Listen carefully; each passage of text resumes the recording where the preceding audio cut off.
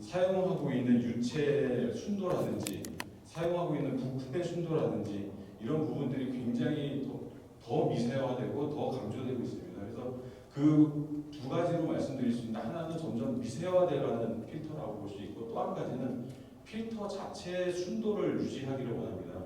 그래서 일단 CMP, 저희 이제 아까 말씀드린 주력 사업 같은 CMP 공정 같은 경우는 웨이퍼를 그라인딩해서 평탄화하는 미케니컬 폴리싱 공정인데, 거기에 그 슬러리라는 제품이 들어가고 그 슬러리 안에는 나노 사이즈의 파티클들이 들어갑니다. 예전에는 이런 것들이 뭐 50나노, 60나노, 70나노짜리로 사용을 하다가 최근에는 점점 미세화되면서 이 부분까지도 점점 작아지고 있는 추세고요. 그래서 이 나노 파티클들이 공정에서 폴리싱을 하다 보면 그 다음에 그 저장하는 부분에서 현장에 있는 그 설비까지 이송을 하다 보면 파티클끼리 이렇게 그 뭉치는 현상이 일어납니다. 그래서 점점 커지게 되고, 이런 부분들이 이제 라지 파티클이라고 해서 그 반도체 공정에서는 라지 파티클 관리하는 부분이 가장 중요한데, 그동안은 라지 파티클의 개념이 1마이크로 수준이었고, 최근에는 그게 더 점점 작아지면서 뭐 500나노, 400나노, 300나노 이렇게 점점 작아지는 추세입니다. 거기에 맞춰서 기존에 이제 사용하던 슬러리 필터 같은 경우는 이제 멤브레인하고는 좀 다른데, 이건 90%를 가지고 보통 합니다. 그리고 가장 중요한 특성을 여기 보시면, 이게 라지 파티클을 제거하는 효율이고, 이제 원 슬러리에 라지 파티클을 쓰고 필터링을 했을 때 이게 점점 특정 조건에 따라서 점점 라지 파티클이 줄어드는 걸 볼 수 있습니다. 하지만 더 중요한 것은 전체 슬러리의 파티클 보형분의 양이 일정하게 유지되어야지, 그거 나머지 파티클의 보형분 양이 줄어들면 그 CMP의 효율이 줄어들거든요. 그래서 이렇게 보시듯이 고형분 양은 일정하게 유지되면서 라지 파티클 수만 줄이는 게 핵심 기술이라고 볼 수 있습니다. 그래서 저희 내부적으로도 오랫동안 해오면서 다양한 부직포 크기와 이런 종류를 가지고 쌓아서 가장 적합한 CMP 필터를 만드는 걸 해왔는데, 최근에는 미세화되다 보니까 기존에 저희가 외부에서 받아오던 것도 국내에서는 사실 부직포의 보통 요 섬도라고 부르는데, 그 섬도의 사이즈가 제일 작은 것도 국내에서 한 3마이크로에서 5마이크로 정도 됩니다. 근데 저희가 그거를 극복하기 위해서 그동안은 외산으로 사용했던 것이 이제 1마이크로 수준의 필터를 가지고 저희가 사용을 했었는데, 그거를 넘어서기 위해서 저희가 자체적으로 부직포 기술을 좀 개발을 하고 있고, 최근에는 아직 완성은 안 됐지만 아직 밀도면이나 뭐 이런 좀 더 튜닝해야 되는 부분이 있지만, 섬도에 있어서 기존의 뭐 1마이크로를 넘어서 지금 거의 한 600나노 수준까지 낮춰서 이 상태에서 밀도를 올리면 저희가 지금보다 좀 더 미세화된 CMP 필터를 만들 수 있지 않을까 해서 그거 좀 진행을 하고 있고요. 그 두 번째하고 세 번째는 이제 실제 두 번째는 포토 리소그래피에서 최근에 많은 이슈가 됐던 포토 레지스트 감광액에 대한 얘기인데, 그 감광액의 순도가 굉장히 높아야 됩니다. 그런데 그 순도가 높게 되면 불순물이 있거나 그러면 선폭 사이에 어떤 브릿지 같은 게 생겨서 오염이 일어나고 그 수율을 떨어뜨리는 중요한 이펙트가 됩니다. 그래서 모든 포토 리소그래피 공정을 제조하는 업체나 이거를 받아서 저장 탱크에 넣고 이송하는 반도체 제조사나 할 거 없이 다 이런 UPE 필터를 사용하게 되고, 특히 또 왜 UPE를 사용하냐면 UPE 필터의 서피스 텐션 값 자체가 감광액에 쓰이는 용매하고 거의 유사합니다. 그래서 UPE 소재를 사용하게 되고, 그래서 저희는 이제 예전에부터 이런 UPE 멤브레인 필터에 대한 개발을 많이 요청을 받았는데, 그 사이에는 UPE 필터 멤브레인에 대한 개발이 좀 어려웠어가지고 진행을 못하고 있다가 최근에 이제 UPE 멤브레인 개발을 하면서 저희가 처음부터 뭐 10나노나 5나노, 2나노 이런 수준까지 공정에 넣는 거는 좀 욕심인 것 같고, 그 필터에 대한 프리필터로서 뭐 100나노, 50나노 정도를 먼저 타겟으로 해서 저희 개발을 하고 있습니다. 그래서 이거는 지금 이미 그러니까 시제품은 나와서 고객사하고 지금 같이 평가를 하고 있는 중이고요. 끝으로 이제 이거는 저희가 올테크론 필터라고 부르기도 하고, 올 플로로 폴리머 필터로 이제 전체가 다 불소수지로 된 필터입니다. 어디에 사용되냐면 웨이퍼를 세정할 때 보통 과수라든지 굉장히 높은 산성을 가진 용액을 가지고 세정을 하게 되는데 그 필터의 그 세정액의 순도를 높이기 위해서 사용되는 필터입니다. 그래서 멤브레인은 PTFE로 만들어지고 하우징이나 그 뒤에 이제 백 서포트가 들어가는데 멤브레인 서포트가 들어가는데 그것도 PFA로 만듭니다. 그래서 다 불소수지로 만들어진 필터고 그래서 저희는 AF 필터라고 부르고 있고요. 그래서 요거는 사실 저희가 내부적으로는 어떤 과제를 통해서 진행을 하고 있는데 이게 사실은 저희가 PTFE 공장이 있습니다. 근데 기존에 국내에서 사용하던 수준의 PTFE 라인 같은 경우는 저런 미세 기공을 만들기에는 굉장히 좀 수준이 떨어지고 저희가 알아보니까 뭐 독일 제품이나 일본 제품들이 있는데 그러니까 독일 장비를 라인으로 깔려고 그러면 뭐 300억, 400억 정도의 투자비가 필요하고 일본 것도 뭐 200억 이상이 들어가더라고요. 그래서 저희가 좀 고민을 좀 많이 하다가 내부에 이제 메카트로닉스 팀이라고 아예 기계 설비를 개발하는 팀도 다시 조직을 하고 그리고 뭐 해외에서 저희한테 컨설팅을 해줄 수 있는 그 전문가도 좀 영입을 하고 해서 저희가 자체적으로 개발에 착수해 가서 최근에 사실은 이 라인을 전체를 개발을 완료하고 셋업을 완료해서 이제 본격적으로 멤브레인 개발을 진행을 하고 있습니다. 그리고 요 나노 필터를 이제 저희도 이제 개발을 하다 보니까 기존의 PTFE 라인하고는 전혀 다른 공정들이 여러 개가 들어가게 되고 그 공정들로 인해서 저희가 기존에는 만들 수 없었던 나노급 PTFE 기공들을 만들 수 있었습니다.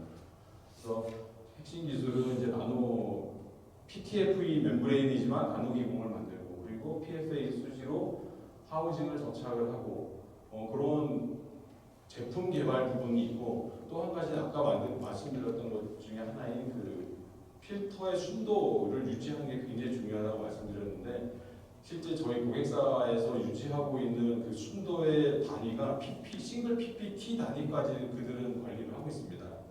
그래서 그 굉장히 높은 산성을 가진 케미컬을 가지고 세정을 먼저 전량 세정을 하고 평가를 하고 저희 이제 고객사에다가 공급을 해야 되는 그런 상황이라서 지금 이 필터 같은 경우도 거의 80% 90% 정도까지 왔는데 아직 조금 마무리되지 못한 부분이 있어서 아마 조만간 저희가 뭐 지금 타겟으로 당장 타겟으로 하고 있는 뭐 20나노, 15나노 그게 바로 나오진 않더라도 그거에 또한 프리필터 개념으로 먼저 시제품을 좀 시작할 생각입니다. 그래서 반도체에서는 핵심 화두가 미세화와 저용출성 순도를 유지하는 필터 개발이 이제 가장 많이 저희가 요구받고 있는 기술입니다. 그리고 수처리 같은 경우는 최근에 사실 예전에 제가 한창 수처리 많이 할 때는 수처리의 내부에서도 뭐 공정 기술이라든지 제품 기술이라든지 이게 굉장히 짧은 줄기 내로 굉장히 빠르게 발전되고 공개되고 발표되고 뭐 적용이 되고 테스트하고 이런 것들이 활발하게 이루어졌는데 사실 최근에는 제 느낌인지 제가 잘 몰라서 그런지 모르겠지만 그 전에 속도같이 이렇게 수처리해서 제품이 개발이 빠르게 되지는 않는 것 같습니다. 대신에 저희가 이제 좀 집중하고 있는 부분은 저희가 이제 어플리케이션을 굉장히 느리면서 보니까 고객사들이 가장 힘들어하는 부분이 본인의 이제 폐수에 대해서 본인들이 완전한 이해를 그러니까 관리하는 사람들은 그거를 완전히 이해를 하지 못하기 때문에 어떤 약품으로 오염이 됐는지 이걸 어떤 방식으로 세정을 해야 되는지에 대해서 사실은 저희가 일반 스탠다드한 방법을 줬을 때 그걸 해결하지 못하는 경우가 굉장히 많습니다. 그래서 지금 저희가 중점적으로 하는 건 고객사에서 어떤 이슈가 발생하면 그거에 대해서 굉장히 다양한 방법으로 분석을 하고 또 현장에서 테스트도 진행하고 해서 그리고 이미 오염된 막에 대해서 세정 솔루션을 직접적으로 저희가 다시 공급을 하고 하는 방식으로 좀 유지관리 서비스에 좀 더 집중을 하고 있고요.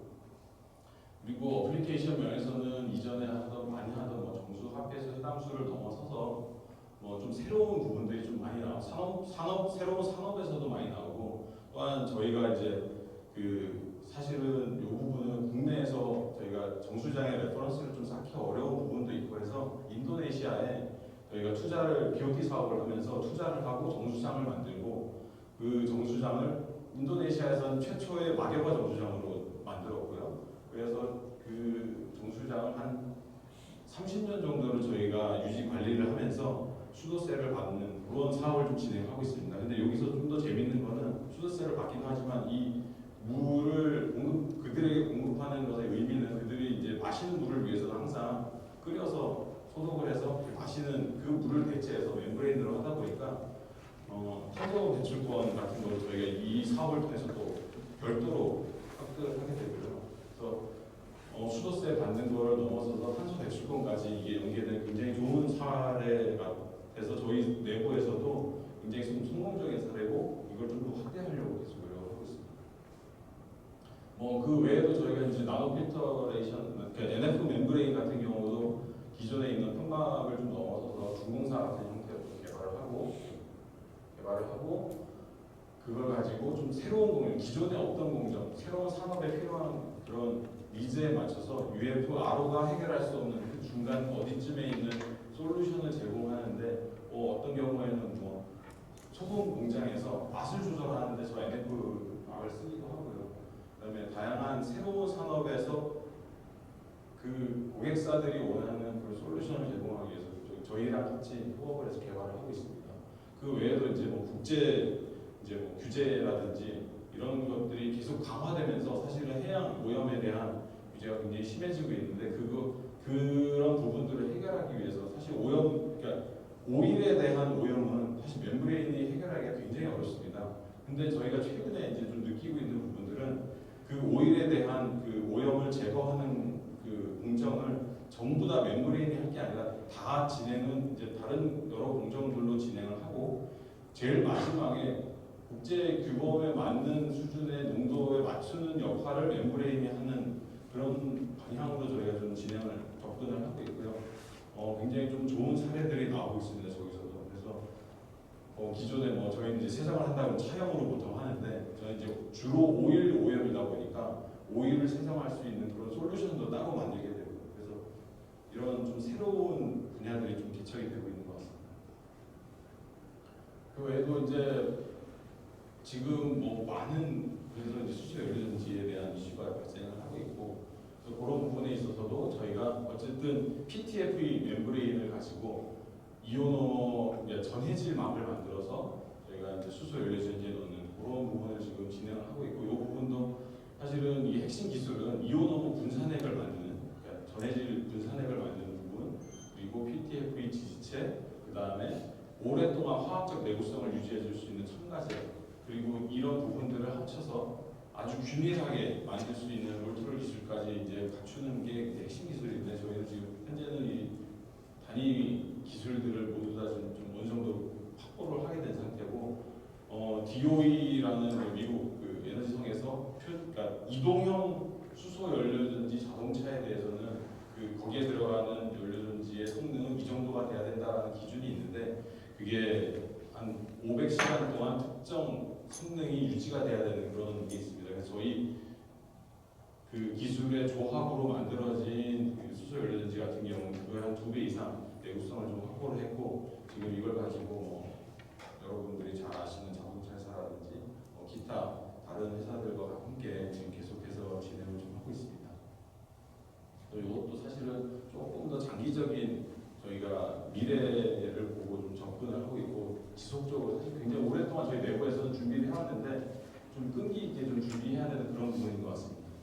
그리고 연료전지막 가슴막 같은 경우도 이제 수소 연료전지가 굉장히 가파르게 기술들이 확대가 되면서 거기에 그러니까 그 연료전지의 성능을 유지하기 위해서 일정한 습도를 유지하는 환경이 조성이 돼야 되는데 근데 이제 수소가 들어갈 때 거기에 이제 습기가 같이 들어가야 되는데 그 수분 성분만 들어가야지 거기에 이제 에어가 같이 들어가야 되면 또 성능이 떨어져서 성능 떨어지고 또 가습을 하기 위해서 별도의 장치가 생기게 되면 또 자동차라는 그 공간상의 제약으로 인해서 굉장히 어려움이 있어서 이런 가습막을 이제 저희 회사에서 개발을 하고 있고요.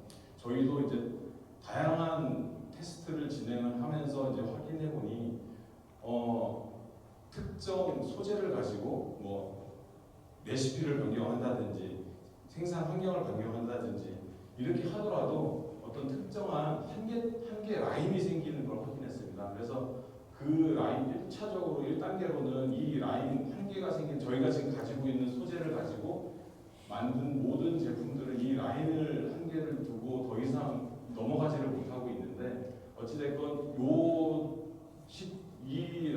그 포인트 중에 하나를 저희 고객사들한테 저희가 이제 계속 공급을 하고 있고 고객사에서 원하는 수준에 만족을 하고 있습니다. 근데 저희 내부적으로는 이제 좀 이제 2단계를 넘어서서 저희가 이제 소재적으로 별도의 소재를 뭐 이렇게 소재적인 접근을 한다고 하면은 이런 한계점을 넘어설 수 있지 않을까 하는 생각을 가지고 지금 내부 연구원들이 계속해서 좀 진행하고 있습니다.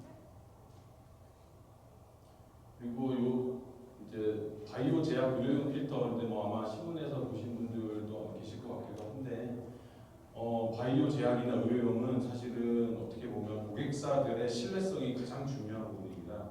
그래서 저희가 이거를 기획할 때부터 어떻게 접근을 해야 되나라고 고민이 좀 많았고 사실 그거의 가장 핵심은 어떻게 보면 고객사들이 뭘 가지고 바이오 쪽, 의료 쪽을 안 하던 필터 기업이 이런 걸 만들어 왔을 때 신뢰를 할 것이냐 그거에 대한 부분이 가장 저희는 핵심 이렇게 많이 고민했던 부분이고 그거의 첫 번째 단계가 그 미생물 실험실을 만들어서 자체적으로 이걸 평가할 수 있는 역량을 갖춰야 되겠다라고 생각을 해서 저희가 이제 미생물 배양도 하고 그걸 가지고 실험도 하는 그런 실험실을 만들었습니다.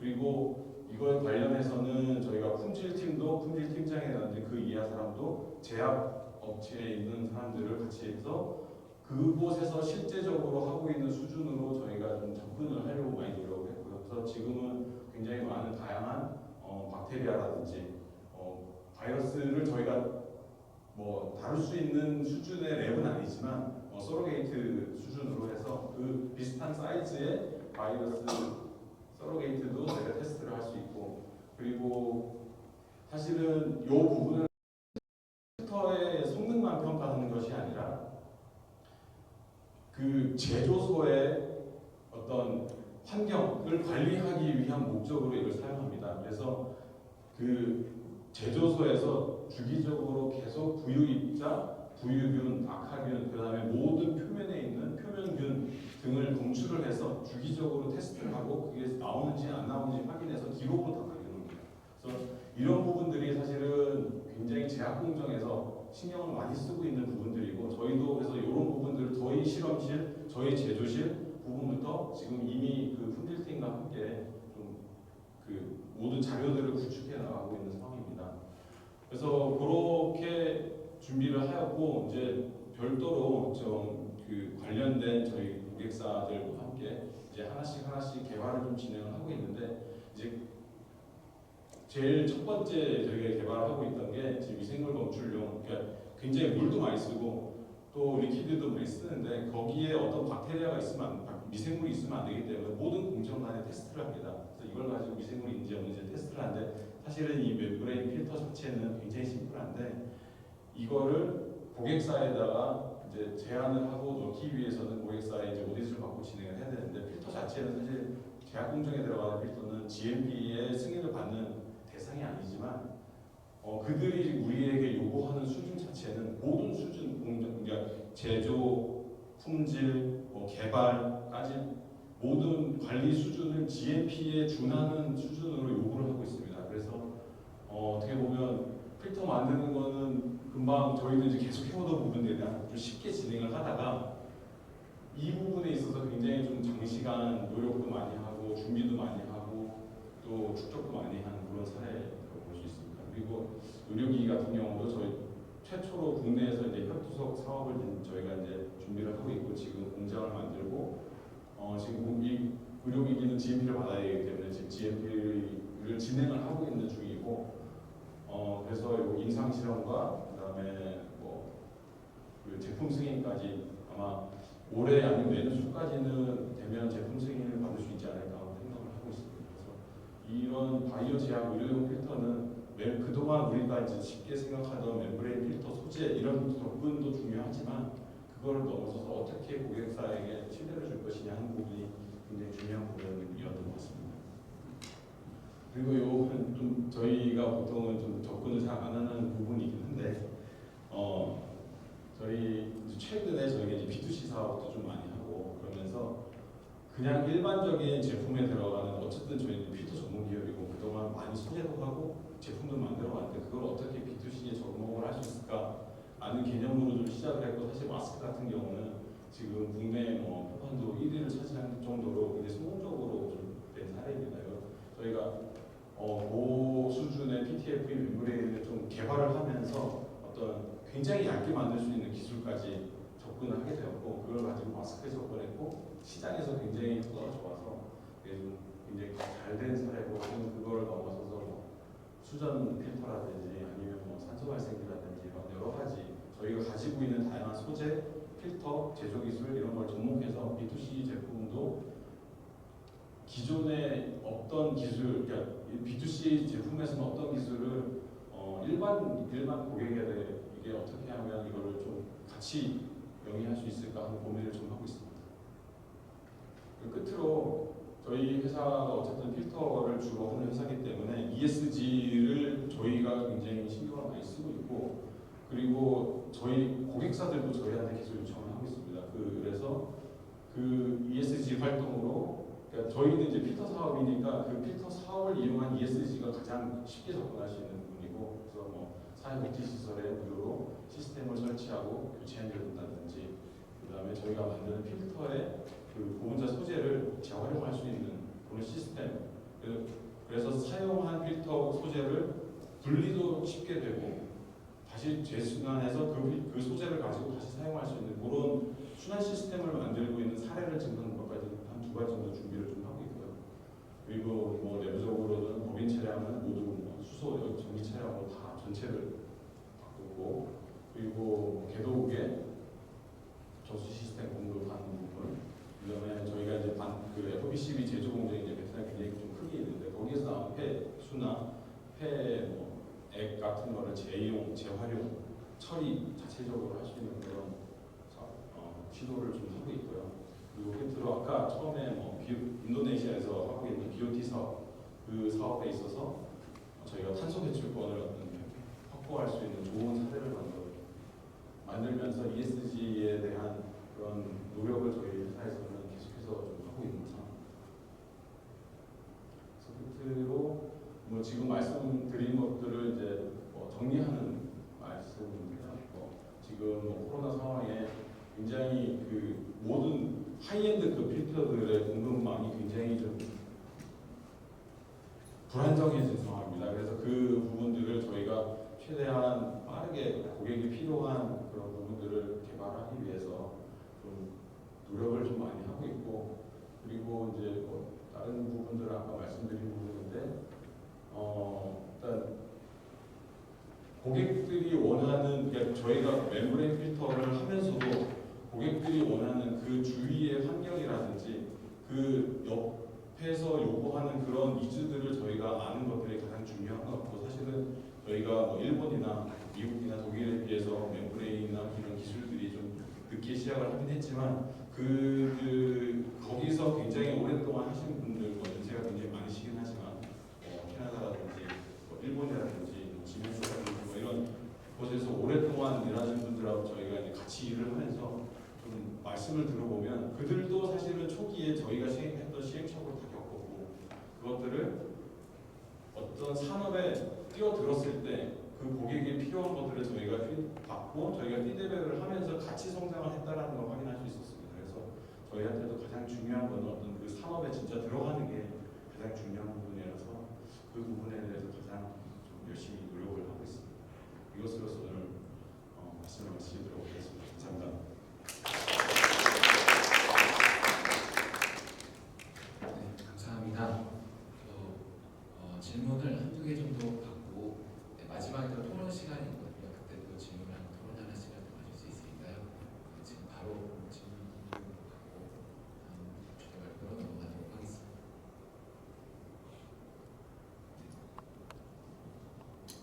멤브레인 월드 미세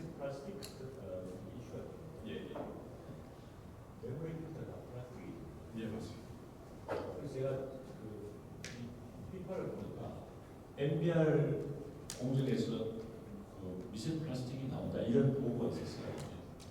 혹시 그런 거를 한번 자체 내부적으로 검토해 보신 적 있는지, 멤브레인 필터에서 혹시 어딘가에 미세한 것들이 모듈이나 시스템에서 나오는 게 있는 건지 혹시 좀 궁금하기도 하고, 그래서 한번 여쭤보고 싶습니다. 예, 사실은 저희가 이제 필터 사업을 하고 있지만 저희 제품의 거의 대부분이 이제 플라스틱이라고 보시면 되고, 저희가 어떻게 보면 미세 플라스틱을 만드는 주범 중에 하나라고 생각이 좀 되는데, 사실 그런 부분이 저희가 이제 이런 사업을 하면서 굉장히 좀 부담스러운 부분이고, 외부로는 뭐 우리가 이런 좋은 ESG 사업을 하고 있어요. 하지만 필터 자체는 다 플라스틱이지 않습니까? 그래서 사실은 그런 부분들이 대해서 어떻게 우리가 그러면은 사용한 필터에 대해서 재활용할 수 있는지 이런 부분에서도 제가 사용한 필터를 여쭤보는 게 아니고, 예, 우리가 필터를 정수용으로 쓰고 예, 멤브레인 필터를 폐수용으로 쓰는데, 예, 그 우리가 그 기업에서 만든 필터 자체에서 플라스틱이 리크돼 나오는 게 있는지. 왜냐면 MBR을 공정을 했는데 처리수에서 예, 미세 플라스틱이 나온다 이런 보고들이 논문에 있더라고요. 그럼 그게 MBR을 거쳤는데 플라스틱이 나오니까, 그래서 이제 그러면 세라믹 막을 써야 되나? 이제 세라믹 막을 만드는 회사에서는 그게 좋은 그 세라믹 막을 공유할 수 있고 고객을 선택할 수 있는 어떤 요소가 되는데, 또 기존에는 우리 정수기 안에 플라스틱 막이 많이 들어가 있잖아요. 예, 예. 다 플라스틱인데, 예. 저는 그걸 보면서 정수기용 어떻게 되는 건가? 검사를 다 했을 것 같은데. 예, 사실은 뭐 MBR이나 수처리에 들어가는 멤브레인에 대해서 저희가 이제 어떤 미세 플라스틱이 나와서 검출하거나 이런 테스트를 사실 진행하지는 않았습니다. 근데 단지 뭐 우리가 음용수에 들어갈 수 있는 필터라든지 아니면 반도체라든지 아까 말씀드린 필터 자체 내에서 나오는 어떤 파티클이라든지 이런 파티클 릴리즈에 대한 테스트가 바이오 쪽에도 있고 그다음에 반도체 쪽에도 있고 다 그거를 굉장히 중요시하고 있거든요. 그래서 그런 부분에 있어서는 자체 필터에서 나오는 어떤 특정 성분이라든지 파티클이라든지 이런 거에 대한 관리는 하고 있는데, 실은 수처리 쪽은 좀 크고 이게 실제 공정에서 그게 크게 저희한테 이제 이슈된 적은 없었어가지고 그것까지 확인해 보지 못했습니다. 그럼 정수용 필터에서 테스트가 됩니까? 그러니까 보통 이제 그런 그 파티클 릴리즈 테스트라 그래서 특정 온도에 특정 유량을 가진 물을 가지고 아니면 특정 뭐 용매라든지 이런 거 같이 섞었을 때 일정 유량 이상을 통과를 시키고 나서 그 통과시킨 물을 가지고 파티클 카운터라든지 뭐 이런 걸 가지고 테스트를 합니다. 그래서 그게 있는지 없는지를 다 확인을 하게 됩니다.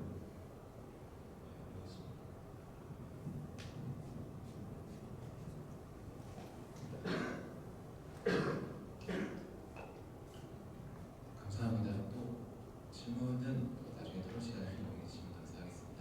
그러면 좋은 발표해 주신 서기민 센터장님께 다시 한번 박수 부탁드립니다. 다음은 부산대학교 정상현 교수님 모시고 또 주제 발표해 주도록 하겠습니다. 호주 유니버시티 오브 테크놀로지 시드니에서 박사학위 하셨고요. 2019년도까지 UTS 사우디 킹압둘라과기대 성균관대에서 박사 연구원 및 연구 교수를 하시고 2019년부터 부산대학교 환경공학과에서 교수를 하고 계십니다. 정상현 교수님 박수로 맞아주시기 바랍니다. 네, 안녕하십니까. 토기 감사합니다. 네, 저는 현재 지금 부산대학교 환경공학과에서요. 지금 이제 분리막도 연구하고 분리막에 필요한 성능을 좀 개선할 수 있는 그런 다양한 부분들을 연구를 하고 있습니다. 그래서 오늘 발표될 내용은 사실 분리막에 대한 내용이라기보다는 분리막의 성능을 좀 향상시킬 수 있는 저희가 잘 알고 있는 이런 스페이서에 대해서 저희 랩에서는 이제 3D 프린팅 기법을 이용해서 그 3D 프린팅에 하면서 거기 스페이서 안에서 다양한 뭐 이런 물질들을 좀 도입하면서 좀 성능을 향상시킬 수 있는 이런 연구들을 진행하고 있습니다. 그래서 그 중에서 했던 것 중에서 흥미로운 결과들 한 두 가지를 같이 한번 발표드리도록 하겠습니다.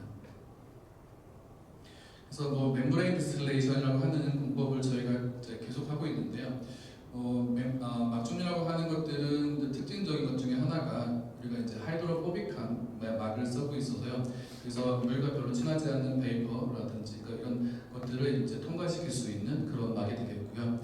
그리고 이제 열과 이제 분리막을 같이 쓸 수 있는 이런 공법이 되겠고요.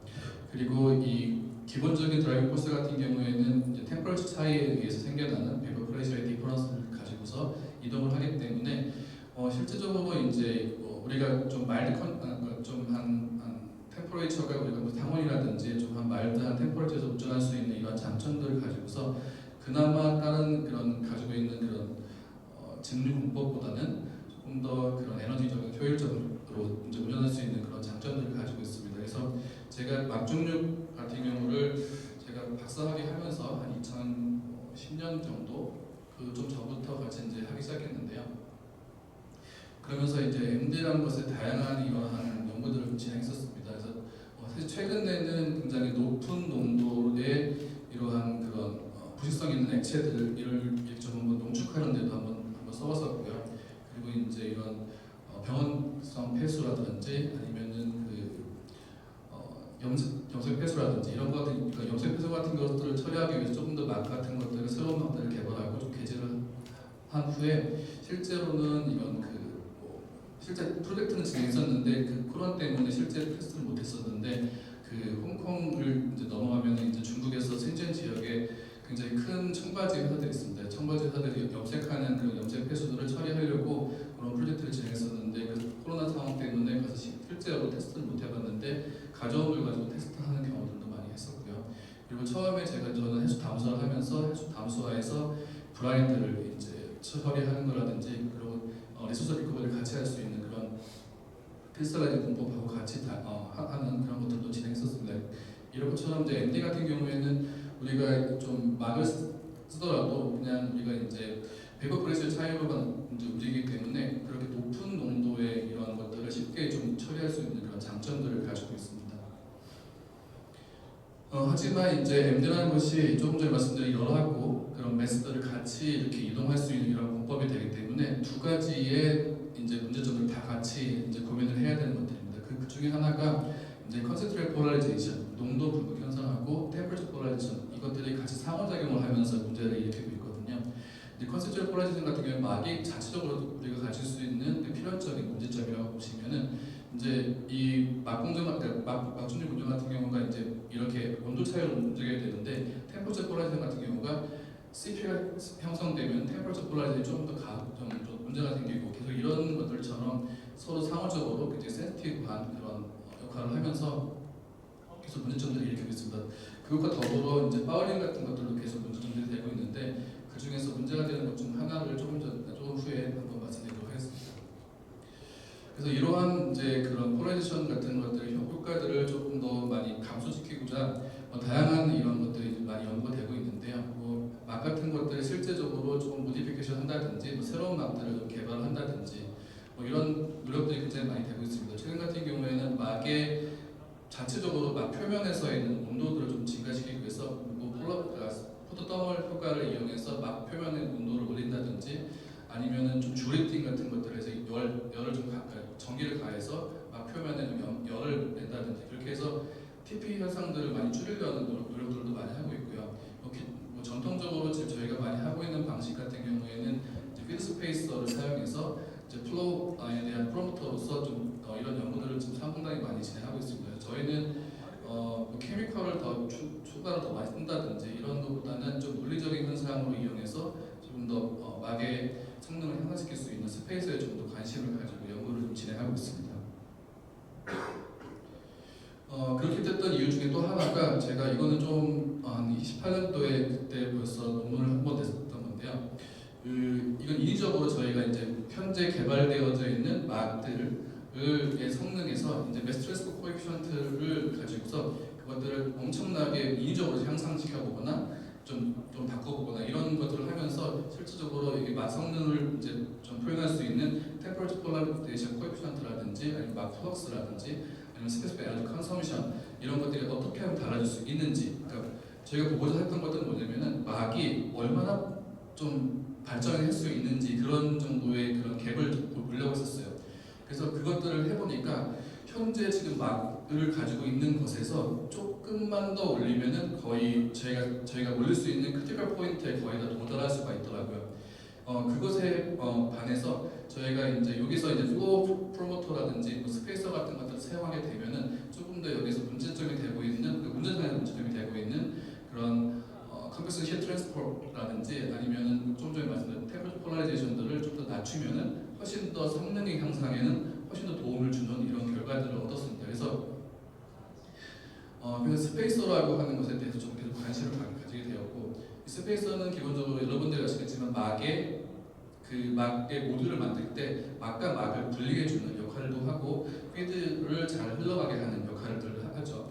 기본적인 모듈, 그리고 기본적인 스타일은 이렇게 나선형, 그런 격자 형태의 형태를 가지고 있고, 필라멘트의 두께라든지 아니면 필라멘트 사이사이의 그 간격, 그리고 필라멘트들의 이런 그 앵글을 가지고서 여러 가지 형태들로 만들어져 있는 것들이 기본 모듈이고, 최근 같은 경우에는 되게 다양한 형태의 사슬형을 가지고 있다든지 되게 다양한 형태의 3D 형태의 모듈들이 많이 스페이스들이 많이 개발되고 있습니다. 근데 전체적으로 저희가 이제 테스트했던 것들은 일반적으로 많이 사용하고 있는 디자인에서부터 시작을 했습니다. 그래서 이제 조금 전에 말씀드린 대로 이것들을 이용해서 조금 더 플로우를 좋게 만들어서 이제 폴라리즈 이펙트들을 낮추고 추가적으로 뒤에 멤브레인 바우링들을 좀 줄일 수 있는지 없는지 이런 것들을 좀 확인해보고자 했습니다. 그래서 그러고 이제 제가 좀 전에 말씀드린 대로 저희가 이제 제가 멤브레인 디스틸레이션 쪽을 많이 했었는데 그 중에서 하나 크게 문제점이 됐던 것들 중에 하나가 칼슘 이제 칼슘 스케일링 같은 경우에는 바닷물 같은 경우에는 칼슘 카보네이트, 칼슘 설페이트 같은 것들이 많이 들어져 있는데 양으로 보면은 칼슘 설페이트가 훨씬 더 많이 들어있고 칼슘 카보네이트가 좀 적은데 칼슘 카보네이트 같은 경우는 양이 적더라도 얘네들이 금방 세츄레이션 될 수 있는 확률이 더 크고요. 칼슘 설페이트는 양 자체가 일단 많습니다. 일단 자체가 많아서 얘들도 이제 운전을 하다 보면은 쉽게 막 표면에서 크리스탈리제이션 현상이 일어난다든지 그러면서 막을 쉽게 이렇게 금방 플러스를 떨어뜨릴 수 있는 이거 정도는 이제 몰림 컨센트는 팩트라고 하는데 실질적으로 막을 운전하면서 농축을 해보는 겁니다. 농축을 해보면서 거의 2배 이상 농축되기 전에 이렇게 막의 위에 스케일들이 완전 꽉 생겨서 이것들이 플러스를 완전하게 떨어뜨리는 이런 현상들을 일으킬 수 있습니다. 이거 같은 경우에는 제가 운전하면서 실제로 운전상에서 그 OCT를 이용해서 막 위에 쌓이는 현상들을 정확하게 두께라든지 형태들을 관찰을 한 그런 자료라고 보시면 되겠습니다. 그래서 이 연구 자체는 조금 전에 말씀드린 대로 카본 필러를 어떻게 넣느냐 막 스페이서에다가 해서 스페이서를 만들게 하기 위해서 필라멘트 방식의 FFF 프린터를 만들게 되는데 그 만들기 전에 필라멘트에다가 카본 필러 같은 것들을 넣게 됩니다. 넣게 되고서 그것들을 같이 믹싱하고 필라멘트를 만들어내고 다시 또 호모지니어스하게 만들기 위해서 다시 넣어서 반복적으로 필라멘트를 좀 호모지니어스하게 만드는 그러한 작업들을 통해서 지금 저희가 넣고자 했던 물질들은 이제 카본 나노 튜브라든지 그래핀 같은 나노 필러들을 넣어서 좀 이런 어떠한 스페이서들이 좀 형태 말고 여기 성질을 가지고서 어떻게 바꿀 수가 있는지 그런 것들을 연구를 좀 했습니다. 그래서 조금 전에 말씀드린 막의 성능에서는 이제 그 기본적인 플럭스 그리고 이온의 리젝션 그리고 템퍼처 폴라리제이션 코에피션트 그리고 칼슘 스케일링들을 얼마나 저감할 수 있는지 이런 스페이서들만 가지고 스페이서에 나노필러를 도입을 해서 얼마나 줄일 수 있는지 이런 것들을 좀 봤습니다.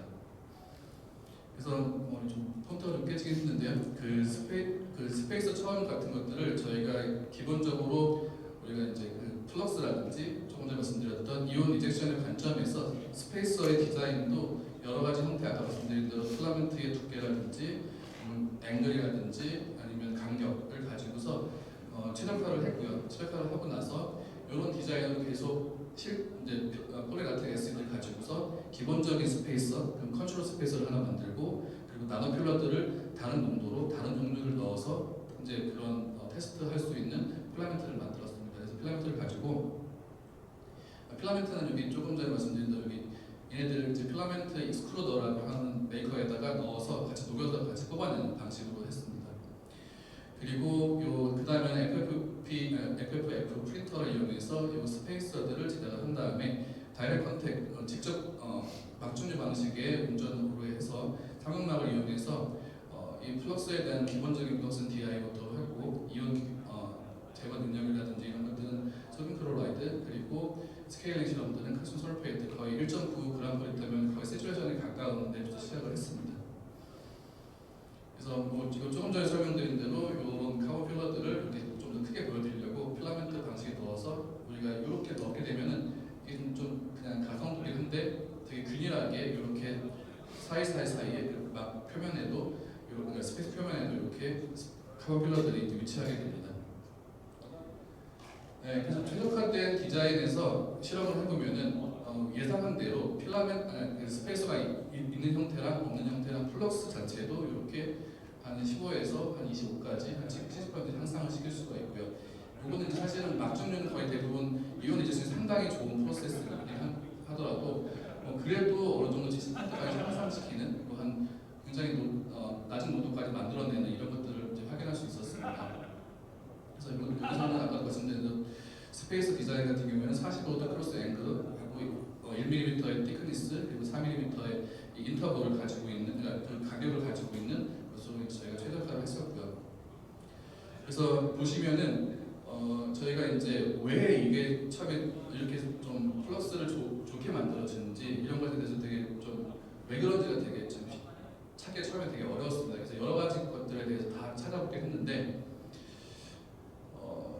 저희가 이제 보면은 여기 같은 경우에는 PLA로 하면은 굉장히 매끈하게 이렇게 만들어집니다.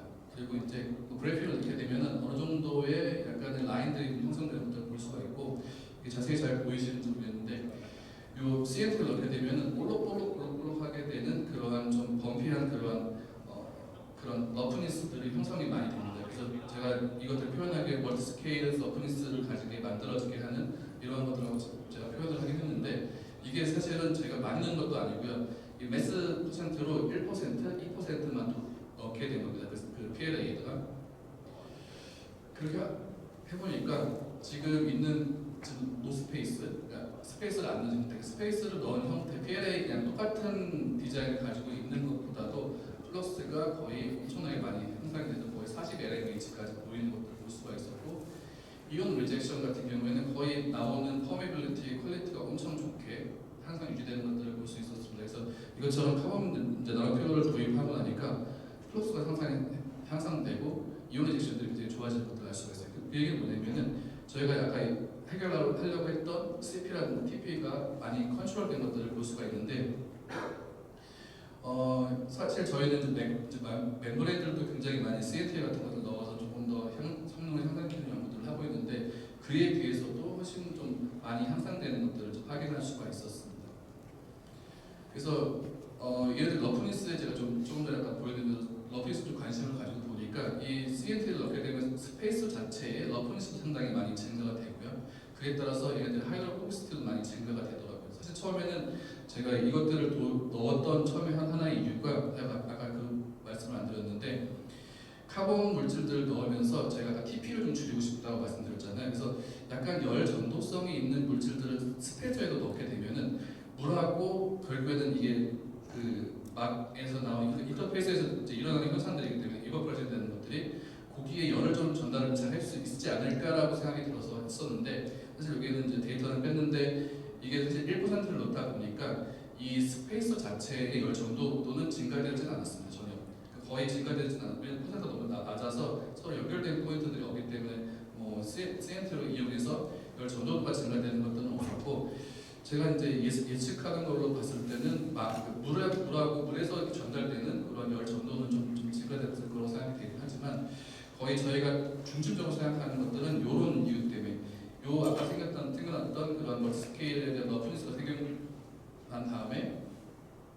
그것들을 바탕으로 로컬한 그런 터뷸런스들이 굉장히 많이 생성돼서 저희가 CFD로 이제 이것들을 해석을 했는데 그것들이 많이 형성돼서 이런 러프니스가 형성된 것들이 이제 결국에는 플럭스의 향상을 가져왔고 그러니까 CP라든지 TP의 이제 현역한 이제 감소를 가져왔고 그것들 때문에 MD의 이런 퍼포먼스가 향상된 거라고 저희는 이제 결론을 거의 내렸습니다.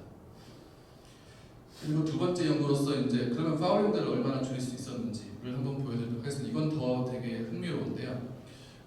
사실은 오늘 그 앞에 부분은 제가 사실은 퍼블리시를 했고 요 뒷부분은 제가 퍼블리시를 하지 않은 상태입니다. 그래서 여러분들 들어주시면서 사실은 제가 안 가고 있는 부분들을 좀 한번 짚어주시면 또 되게 저한테는 되게 도움이 많이 될 것 같은데, 이게 스케일링을 저도 이제 굉장히 많이 했었는데 스케일링 현상에 대해서 많이 관찰을 하다 보니까 거의 대부분의 일어나는 것들이 이렇게 막표면에서 일어나는 것들은 서페이스 이제 크리스탈라이징이 되고 벌크에서 생기는 애들이 막이 위에 붙어버리는 벌크 크리스탈라이징이 생기는 두 가지 형태로 생기게 되는데, 지금 이거는 스페이서를 안 넣는 겁니다.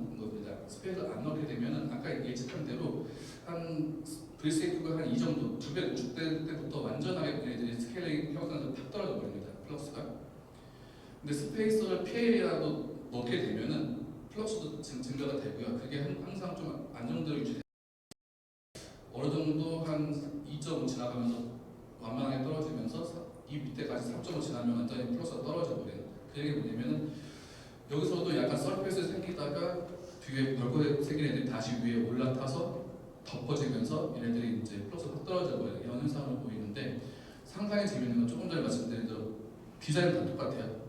CNT만 1% 넣은 상태인데 얘네들이 스케일링이 그러니까 플러스 증가되고 상당히 오랫동안 유지되고, 사실은 여기에 제가 이 4.5까지 그래프를 그린 이유는 4.5가 되더라도 얘는 초기 플러스가 똑같다는 것들을 보여드리려고 했는데, 사실은 5 더 밑에까지 운전하더라도 얘네들이 플러스가 상당히 안정된 상태로 유지가 됩니다. 저 정도 5가 된다는 얘기는 5배나 농축된다는 얘기거든요.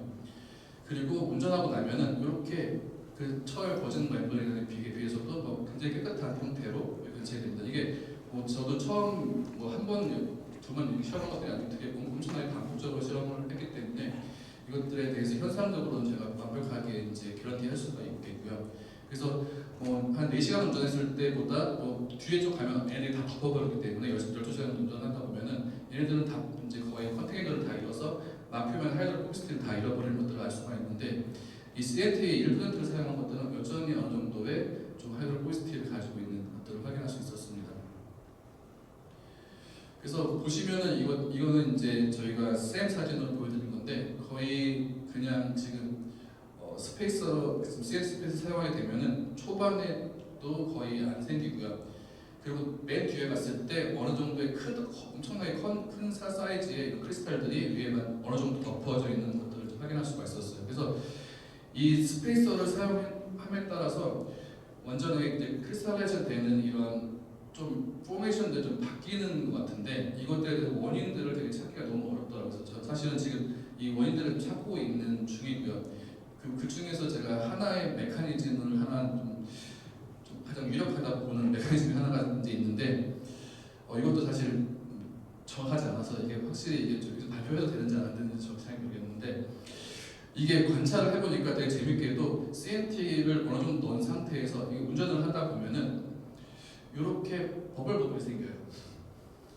이런 좀 큰 사이즈의 눈에도 보일 만한 버블들이 갑자기 어느 정도 이상이 되면 생깁니다. 이거는 아까 지금 NaCl이나 DI를 넣은 상태에서는 관찰이 안 됐었는데, 칼슘 설페이트를 가지고 운전을 하다 보면은 얘네들이 버블이 생깁니다.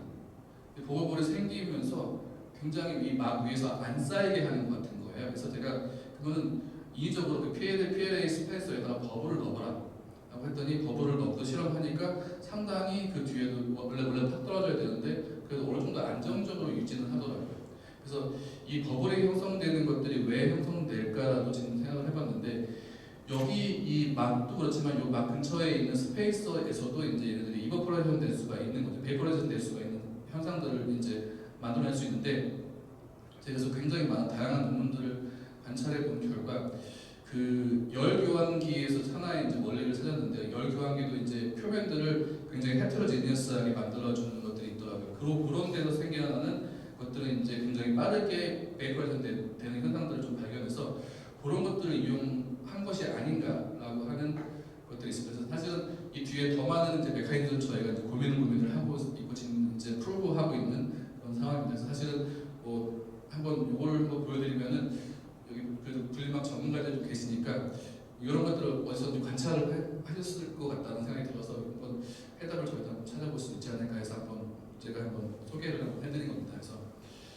그래서 제 연구 같은 경우에는 분리막 자체에 대해서도 하고 있지만, 사실 지금 분리막 자체가 아까 말씀드린 대로 굉장히 개발이 많이 되어 있는 상태고, 그래서 이것들을 이제 스페이서를 가지고서 이제 CP랑 TP를 이제 좀 개선시켜서 좀 이제 그런 플럭스라든지 이온 이력션을 좀 올려보자. 뭐 이런 것에 관점이었었고요. 그래서 카본 나노 필러 같은 경우를 열 전도성을 좀 주고자 해서 만들었는데 그것이 큰 효과라기보다는 결국에는 좀 모폴로지적인 효과를 가지고서 이런 것들 러프니스를 좀 바꿔서 굉장히 상당히 좀그 흥미 있는 결과들을 얻었었습니다. 그래서 완벽하게 지금 요 CNT를 넣은 것만 좀 이온 요신이 완벽하게 좋았거든요. 근데 그것에 대한 것들은 조금 더 메커니즘들을 좀 더 찾아야 된다고 저는 생각을 하고 있고, 조금 전에 말씀드린 대로 칼슘 스케일 포메이션의 메커니즘을 약간 바꾸는 것들에 대해서도 조금 고민이 좀 많이 있는 상태이지만 그래도 하여튼 흥미로운 결과라서 여러분들 한번 소개시켜드리고 싶어서 이렇게 가져오게 되었습니다.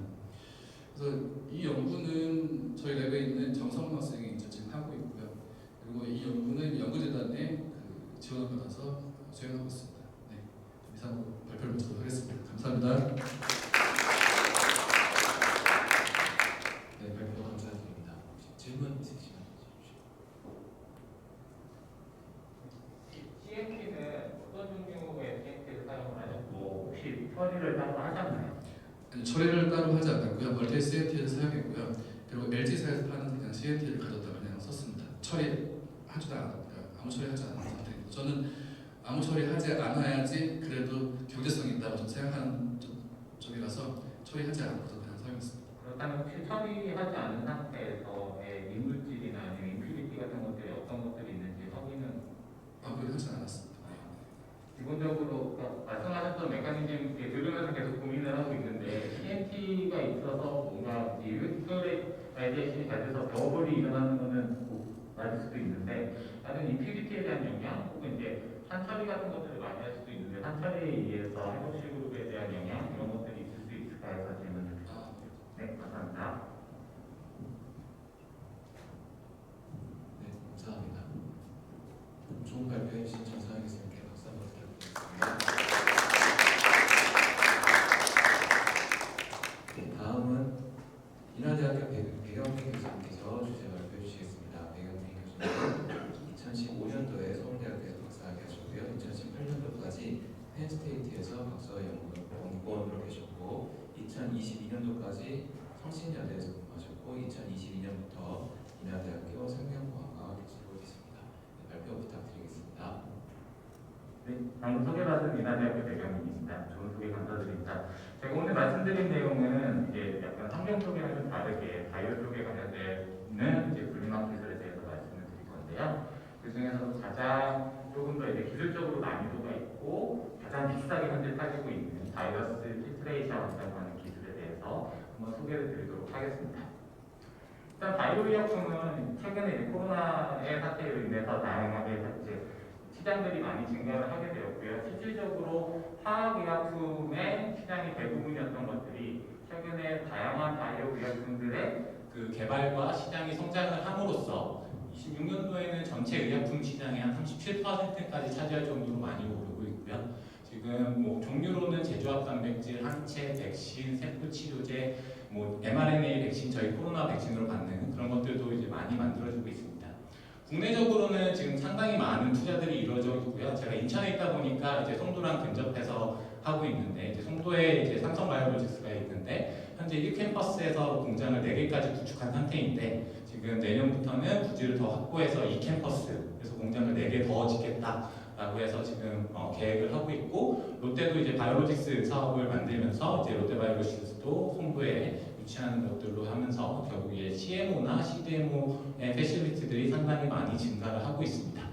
전체 이제 의약품 시장들이 상당히 이제 많이 오르고 있는데 이게 예전 자료여가지고요. 2018년도 이제 코로나 전 자료여가지고 이제 카드가 이제 3.4 정도로 나와 있는데 코로나 때문에 이제 거의 10% 이상에 육박하는 정도로 상당히 빠른 성장률을 보이고 있습니다. 그래서 이제 생물공정에 의해서 결국 이러한 바이오 의약품, 유용한 세포를 우리가 이용을 해서 원하는 프로덕트인 항체라든지 아니면 의약품 같은 것들을 생산을 하게 되는데 여기에 이제 트렌드가 예전 같은 경우는 cost of production doesn't matter. 왜냐하면 값이 너무 비싸기 때문에 바이오 의약품의 가격이 워낙 비싸기 때문에 생산 공정 비용 자체가 그렇게 중요하지 않았습니다. 그래서 대략적으로 이제 가격을 한번 제가 비교를 해봤는데요. 예전 자료이긴 하지만 이제 휴미라라고 하는 항체 의약품이 거의 한 21억 1빌리언 달러 정도 팔리게 되면 대략 그람당 한 37만 달러 정도의 수준으로 상당히 값비싸게 팔리고 있거든요.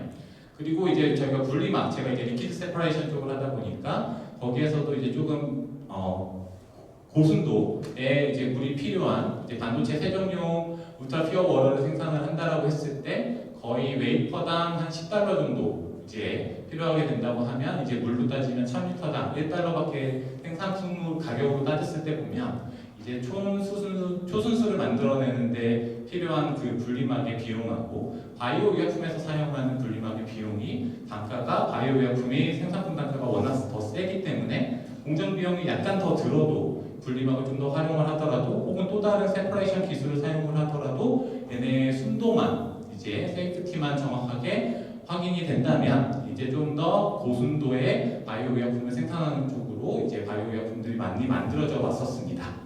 근데 이제 이러한 트렌드들이 최근에는 바이오 시밀러라든지 이제 셀트리온사에서 만든 바이오 시밀러라든지 혹은 이제 바이오 베터 기존 제품들의 이제 제형들을 조금 바꾸면서 혹은 특허들이 이제 만료가 되면서 가격 경쟁력이 붙기 시작했습니다. 그러다 보니까 생산 공정 자체도 어느 정도 비용이 이제 문제가 되기 시작했고 이러한 것들을 이제 전반적으로 바꿀 수 있는 것은 이제 제가 생각했을 때는 뒷부분에 있는 다운스트림 프로세스 그 중에서도 가장 많이 활용되고 있는 필트레이션 기술이라고 생각을 하면서 이제 발표를 시작을 하도록 하겠습니다.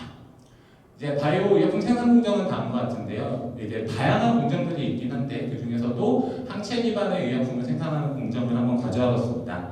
일단은 유전자 조작이 된 그 동물 세포, 주로 이제 초셀이라고 하는 차이니즈 센스터 오버리 셀을 사용을 해가지고서 저희가 원하는 항체를 생산을 하게 되고 이렇게 생산을 하고 나면 결국에서 이제 퓨리티가 99.9% 이상의 항체만을 저희가 순도를 가지고서 의약품으로 만들어야 됩니다. 그 이유는 0.1%라는 물질이 어떠한 독성을 가질지 혹은 다른 사이드 이펙트를 가질지 모르기 때문에 순도를 상당히 높여야 되는데 그러다 보니까 상당히 복잡한 이제 분리정제 단계 공정들을 거치게 됩니다. 이러한 단계들 중에서 이제 제가 필터나 혹은 멤브레인들이 사용하는 것들을 파란색으로 표시를 해두었고요. 그런 것들을 다음 단계에서 자세히 보시면 먼저 이제 세포를 키우는데 세포가 점점 자라면서 기질을 소비하게 됩니다. 그러다 보면 세포는 점점 많아지고 기질은 이제 먹이가 되는 메디안은 점점 줄기 때문에 얘네들을 주기적으로 넣어줘야 됩니다. 주로 이제 패드 배치 시스템이나 퍼퓨전 타입으로 해서 먹이를 넣어주는데 공정 자체가 전반적으로 멸균 공정이어야 되니까 이제 제균 필터를 한번 사용을 해서 기질을 넣어주게 되고요. 전반적으로 이제 생산을 하고 나면 이제 다 사용된 이제 세포는 더 이상 쓸모가 없기 때문에 가장 사이즈가 큰 세포 먼저 제거를 해주게 됩니다. 그것이 이제 클래리피케이션 단계이고 주로 이제 데스 필터나 혹은 원심 분리 기술을 이용을 해서 저런 세포들을 제거를 하고 있습니다. 그런 다음에 이제 다음 공정이 이제 가장 핵심적인 공정들인데요. 다양한 물질들이 있고 저희가 원하는 프로덕트가 이렇게 딱 있을 때 이 항체만을 스페시픽하게 잡아줄 수 있는 것은 이제 안티젠, 항체 항원 반응을 이용을 한 크로마토그래피 방법을 이용을 해서 주로 이제 항체 같은 경우는 프로틴 A 크로마토그래피라고 하는데요. 이러한 기술을 이용을 해서 우리가 원하는 항체만을 한 98%, 99% 정도 수준까지의 순도로 이제 회수를 하게 됩니다.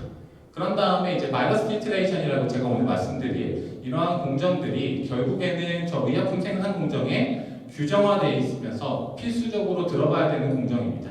이제 생산 공정에서 바이러스가 생길 수도 있고 안 생길 수도 있는데 결국 의약품이라는 것은 안전성이 가장 중요하게 확보가 되어야 되기 때문에 저 바이럴 클리어런스 인슈런스 문제 때문에 저 바이러스 필트레이션이라는 기술이 필요하게 되고요. 저 기술은 이제 기본적으로 사이즈가 상당히 내로합니다. 어떠한 상태냐면 뒷부분에도 말씀을 드리긴 하겠지만 대략 토과해야 되는 항체의 직경이 한 10나노미터 정도 수준이고요.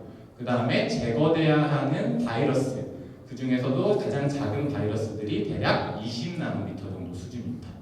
그래서 20나노미터 정도 수준의 바이러스는 다 제거를 해야 되고 그 다음에 10나노미터 정도 되는 단백질은 다 빠져나와야 되는 상황인 것입니다.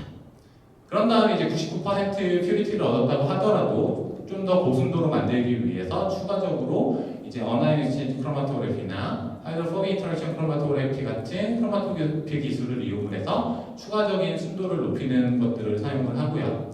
여기에서 이제 뮤틸라이제이션, 동결 건조를 하게 되면 기본적으로 저희가 알고 있는 드러그 서브스탄스라고 하는 원료 의약품, 바이오 의약품, 원료 의약품을 만들게 되고요. 저런 것들을 받아서 그냥 단순히 포뮬레이션 버퍼에 넣어가지고서 시린지에 넣게 되면 저게 이제 CMO라고 하는 회사에서 하는 기술이 되겠습니다. 그것이 아니라 이제 CDMO 해서 개발까지 만약에 진행을 하게 됐다라고 하게 되면 앞 단계에서부터 쭉 전반적으로 이제 그 항체를 생산을 하고요. 마지막에 이제 리퀴드 포뮬레이션을 통해서 울트라 필트레이션하고 다이 필트레이션 기술을 이용을 해서 최종적으로 스터리 필터를 거친 다음에 바이알에다가 완제하는 드러그 프로덕트라고 하는 완제 의약품을 생산을 하게 됩니다.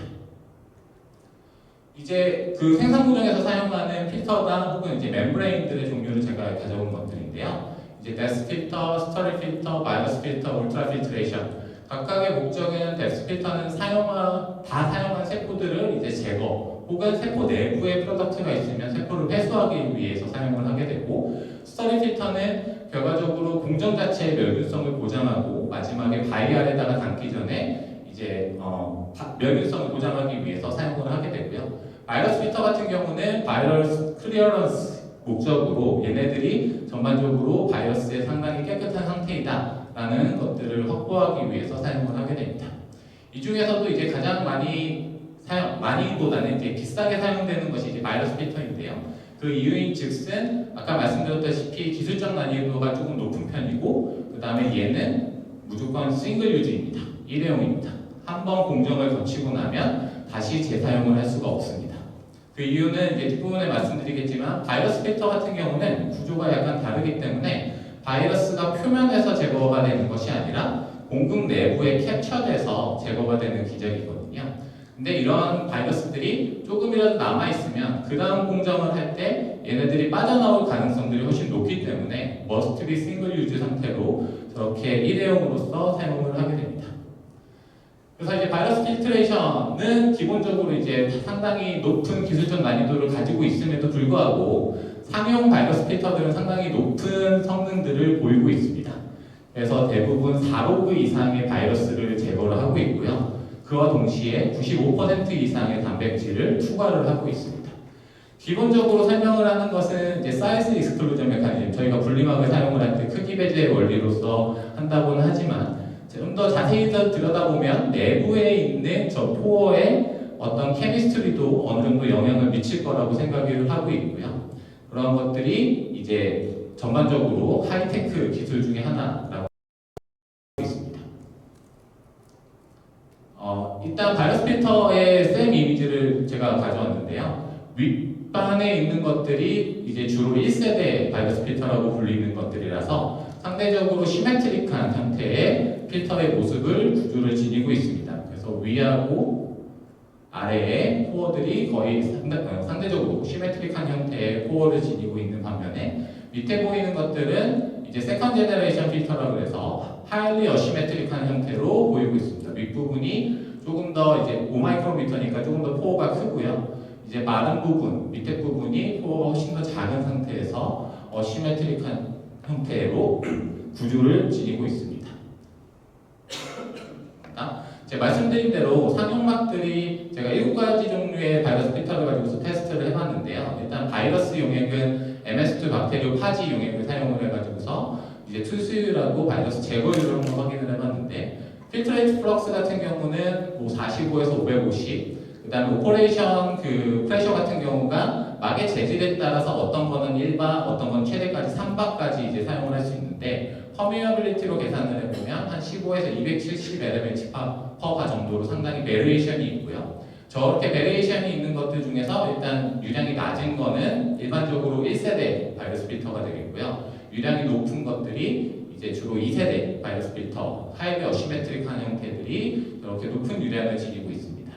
그리고 일반적으로 바이러스 용액으로만 했을 때는 6로그 이상의 상당히 높은 제거율을 보이는 것을 확인을 하였습니다.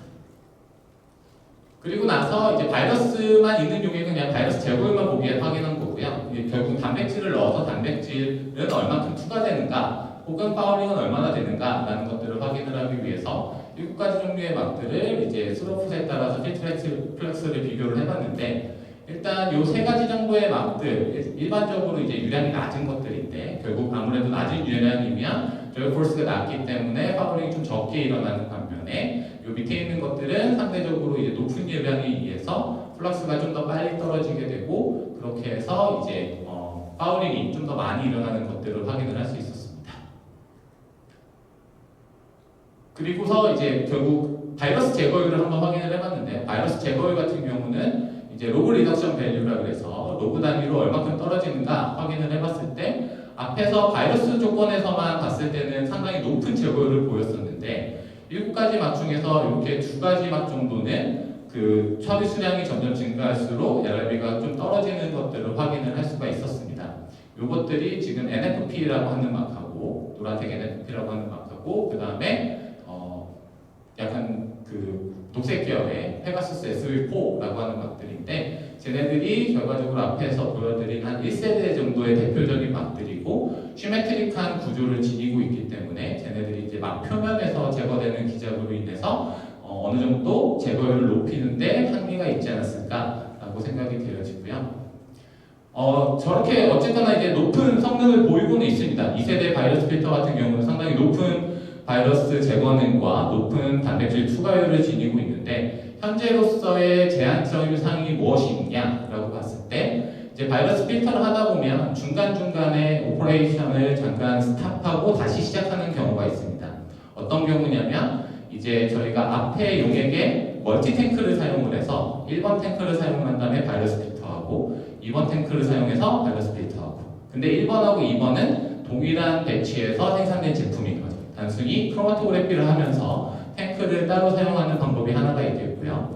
두 번째로는 마지막에 아까 말씀드렸다시피 항체 의약품이 상당히 비쌉니다. 그람당 뭐 수만 달러 뭐 이런 식으로 상당히 비싸니까 그런 프로틴들을 리커버리하기 위해서 바이러스 필터가 끝난 다음에 그 버퍼를 넣은 다음에 다시 플러시를 해서 남아있는 단백질을 회수를 하려고 합니다. 그럴 때마다 잠깐 프레셔를 릴리즈한 상태가 되는데 그렇게 되면 문제가 뭐냐면 이때 프레셔를 릴리즈할 때마다 바이러스가 빠져나오는 것들을 확인을 할 수가 있었습니다. 일단 이제 프레셔가 있는 상태에서는 제거율이 상당히 높은 막이었었는데요. 상당히 이제 파지가 전혀 안 나오다가 거기에서 잠깐 스탑하고 용액을 버퍼로 교환을 해준 다음에 다시 압력을 걸어가지고서 단백질을 회수를 하려고 했더니 파지들이 이렇게 많이 빠져나오는 것들을 확인을 하였고요. 기존의 문헌에서 보고한 것들을 보게 되면 어떤 이유 때문이냐라고 했을 때 주로 디퓨전에 의해서 얘기를 합니다. 일반적으로 컨벡티브 플로우가 도미넌트한 상황에서는 막의 상당히 복잡한 구조로 인해서 바이러스가 공극 내부에 잘 이렇게 캡처되어 있는 반면에 그런 상태에서 이제 컨벡티브 플로우가 상당히 낮아지고 디퓨전에 의한 영향이 좀 더 훨씬 더 올라가게 되면 디퓨전에 의해서 얘네들이 막 바깥으로 빠져나올 수 있는 확률이 좀 더 올라간다고 설명을 합니다. 그래서 이제 학생을 시켜서 실험을 한번 해본 것이 이러한 실험인데요. 일단은 압력을 안 주고 맨 처음에는 거의 낮은 압력 0.04바에서 한 10 LMH 정도로 규정을 잡았는데 저 이유는 이제 팩클린 넘버 1 결국 디퓨전에 의한 컨벡티브 플로우에 대한 비율이 1일 때가 대략 20 LMH 정도의 값이 나오더라고요. 그래서 그거보다 훨씬 더 낮은 결국 디퓨전에 의한 영향이 훨씬 더 약간 더 높은 상태에 이제 압력을 10 LMH 유량을 10 LMH로 잡았고 원래 오퍼레이팅 프레셔에서 한 500 LMH 정도로 확인을 하였었는데 처음에는 잘 안 나오긴 했지만 컨벡티브 플로우 상태에서는 바이러스가 안 빠져나오고 다시 디퓨전이 좀 더 도미넌트한 상황에서는 바이러스가 빠져나오고 컨벡티브 플로우에서는 다시 제거율이 올라가고 뭐 다시 디퓨전일 때는 바이러스가 빠져나오고 그리고 그거 순서를 반대를 했을 때도 마찬가지로 디퓨전이 조금 더 도미넌트한 플로우 상태에서는 이제 바이러스들이 빠져나오는 것들을 확인을 하였습니다. 이러한 것들이 문제가 되는 이유는 결과적으로 생산 공정 자체가 전반적으로 전 세계적으로 지금 배치 프로세스에서 컨티니어스 프로세스로 개발을 하려고 상당히 연구를 많이 하고 있는데요. 일단 생산부터 전체 완제 공정까지 쭉 한 번에 하는 공정을 하기 위해서는 바이러스 필트레이션의 유량이 상당히 낮아져야 됩니다. 일반적으로 0.5 LMH 정도 수준이라고 이제 사람들이 예측을 하고 있는데 저 정도 상황이 돼버리면 일단 디퓨전이 훨씬 더 도미넌트한 상황이 돼서 이제 바이러스들이 빠져나올 수 있는 일들이 생기는 거죠. 그리고 그 다음에 이제 문제는 하이 프로틴 컨센트레이션입니다. 이제 생산을 할 때 결국 유전공학의 발전, 그 다음에 퍼멘터 기술들의 발전으로 인해서 옛날에는 항체를 가지고서 초셀을 이용해서 항체를 생산을 했을 때 생산량이 뭐 한 0.1g/L 정도 수준인데 최근에는 이것들이 거의 이제 조금 거짓말 못해서 한 100배 정도 10g/L 정도 수준까지만 증가를 했습니다. 그러다 보니까 단백질 농도도 그에 맞춰서 증가를 하게 되는데 단백질 농도가 증가하면 문제가 뭐냐라고 봤을 때 플럭스가 당연히 훨씬 더 빨리 떨어지는 경향들을 보이게 되겠고요. 그와 동시에 단백질이 농도가 증가할수록 바이러스가 빠져나오는 스로우풋들이 점점점 빨라지는 것들을 확인을 할 수가 있었습니다. 그래서 단백질하고 결국 바이러스가 공극 내부에서 어느 정도 컴페터티브한 형태로 존재를 하면서 단백질들은 빠져나오지만 그 안에 있는 단백질들은 바이러스와 함께 어느 정도 경쟁적으로 캡처할 수 있는 부위들을 이제 선점을 하기 위해서 싸우게 되고 만약에 단백질이 이기게 되면 바이러스는 그 공간을 모두 단백질에 뺏겼기 때문에 바이러스들이 좀 빠져나올 수밖에 없는 그러한 상황이 되는 거죠. 그러다 보니까 이러한 바이러스 브레이크스루 같은 것들이 이제 문제가 되는 현상이 일어나기 시작하고 저런 것들이 이제 해결해야 되는 문제라고 생각을 하고 있습니다. 다음은 이제 제가 관련해서 아까 국산화 서규민 태사님께서 국산화 관련된 말씀을 하셨는데 관련해서 이제 과제를 하고 있는데 지금 바이러스 필터를 개발을 하고 있습니다. 이제 에코니티사랑 같이 하고 있는데 이제 바이오EX라고 하는 일본사의 아세이파사의 제품을 타겟으로 해가지고 필터를 개발을 하고 있고요. 현재 이제 할로 파이버 타입의 PVDF 막을 개발을 하고 있는데 최근에 조금 성과가 좋아서 이제 상용막인 바이오EX랑 상당히 컴페어블한 바이러스 리무버 캐퍼시티를 보여주고 단백질 회수율 또한 상당히 높은 것들을 확인을 할 수가 있었습니다. 다만 조금 이쪽 이제 바이러스랑 단백질 용액을 가지고 했을 때 유량이 좀 낮은 것들이 조금 문제여서 저런 부분들은 이제 포스트 트리트먼트 방법들을 조금 이제 최적화하면서 수정을 하려고 생각을 하고 있습니다. 그래서 요약을 드리면 이제 바이러스 필트레이션 공정은 바이오 의약품 생산 공정에서 상당히 중요하게 사용이 되는 공정이고요. 그 다음에 재료적인 측면으로 봤을 때는 두 번째로 값비싼 막입니다. 일반적으로 저희가 사용하는 UF 막에 비해서 한 10배 이상은 비싸다고 생각을 하시면 될 것 같습니다. 거기에다가 싱글 유주다 보니까 한번 사용하고 나서 버려야 되는 상황들이 보이고요. 이제 상당히 기술적인 난이도가 높음에도 불구하고 상용막들이 상당히 높은 바이러스 제거율과 단백질 회수율을 보이고 있습니다. 그리고 이제 마지막은 이제 그 고분자막의 트레이드 오프 현상에 관해서 이제 얘기를 하면서 제가 말을 가름하려고 하는데요. 저도 예전에는 이제 수처리를 연구를 하면서 박사학위 주제가 카본 나노튜브 멤브레인을 이용을 해서 이제 고성능의 분리막을 개발하는 거였습니다. 그때 당시 이제 CNT라고 하면 CNT 내부의 물의 속도가 상당히 빠르다라기 때문에 이제 유량, 퍼메어빌리티를 증가시키는 쪽으로 연구를 많이 진행을 했었고요. 유량을 많이 증가시키면서 제거율을 높이는 쪽도 상당히 중요하다고 하지만 지금 트렌드로 봤을 때는 고부가 같이 아까 손흥민 센터장님께서 말씀하신 반도체 슬러리 혹은 반도체 CNT 슬러리 그 다음에 배터리 슬러리 제가 지금 말씀드리는 바이러스 그 다음에 초순수 장비 이런 것들은 하나라도 어떠한 바이러스 아니면 어글로머레이트 같은 것들이 빠져나오면 문제가 생기는 것들입니다. 값비싼 웨이퍼를 버려야 되고요. 생산 공장 자체에는 원 배치 상태의 바이러스가 발견이 되었다. 그 배치를 모두 다 버려야 됩니다. 마찬가지로 배터리 만들고 났을 때 쭉 봤는데 눈으로 봤을 때 어글로머레이트에 의해서 좀 볼록 튀어나온 것이 있다. 그 낫을 다 버린다고 합니다. 어느 정도 성능이 정확하게 보장이 되지 못하기 때문에. 그래서 지금은 저희가 지금 분리막을 만약에 개발을 하고 한다 그랬을 때는 조금 더 1번적인 방향 결국 퍼메어빌리티는 조금 손해를 보더라도 셀렉티비티가 예전에 99.9% 이 정도 수준이 아닌 바이러스처럼 4로그 이상 혹은 7로그 이상의 상당히 높은 셀렉티비티를 가진 분리막들이 필요한 공정들이 지금은 훨씬 더 필요하다고 생각이 되어지고, 그 다음에 이러한 것들을 해결할 수 있는 것들이 제가 생각했을 때는 멤브레인 테크놀로지가 하나의 실버 불릿으로 이제 작용할 수 있지 않을까라고 생각을 하고 있습니다. 네, 저희 반 학생들이고요. 이제 관련돼서 뭐 바이러스 필터 혹은 이제 바이오 의약품 제조 공정 혹은 바이오 플라스틱 리커버리 등등의 다양한 이제 분리막에 관련된 연구들을 진행을 하고 있습니다. 이상으로 발표를 마치겠습니다. 감사합니다. 네, 발표 감사드립니다. 혹시 질문 있으시면 하겠습니다.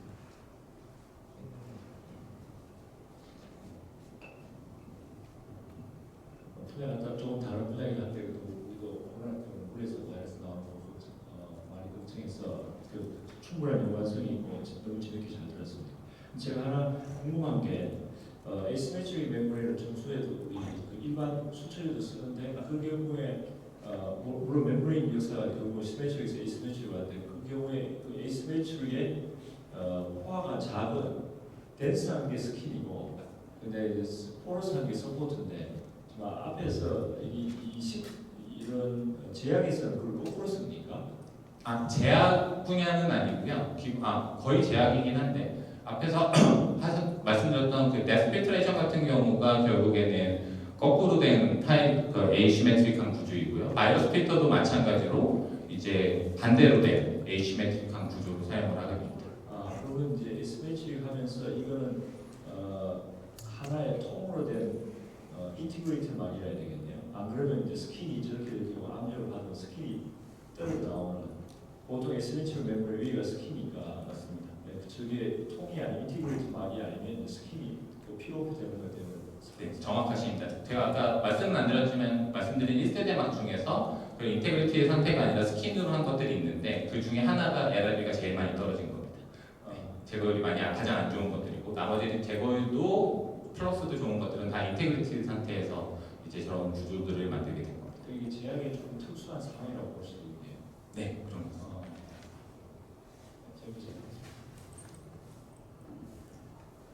네, 감사합니다. 좋은 발표 해주신 백영민 교수님께 다시 한번 박수 드립니다. 세서 초반에도 말씀드렸지만 우윤철 교수님께서 그 코로나 확진자를 부득이를 보여주셨고요. 동영상 강연을 보내주셔서 그 영상 강연 20분 정도 되는데 듣고 그다음에 토론 남은 시간 동안 토론하도록 하겠습니다. 안녕하세요. 한방용매 계면조합법을 이용한 역삼투 분리막 개발로 발표를 하게 된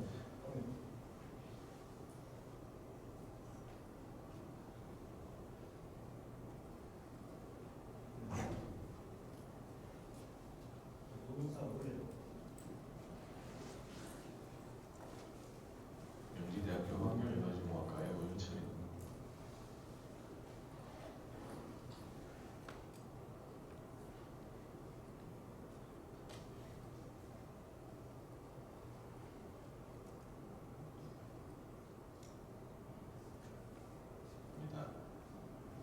발표하기에 앞서 제가 코로나 확진으로 인하여 오늘 특별 세션에 직접 참석하지 못하고 동영상으로 발표를 녹화해서 보내드리는 점 좀 양해 부탁드리겠습니다. 발표를 시작하도록 하겠습니다. 발표 목차입니다. 첫 번째로는 이 연구에 대한 소개로 인트로덕션, 두 번째로 실험에 사용한 머터리얼과 방법들에 대해서 소개, 세 번째로 결과 및 고찰에 대해서 발표를 하고 마지막으로 요약 정리하도록 하겠습니다. 첫 번째로 인트로덕션입니다.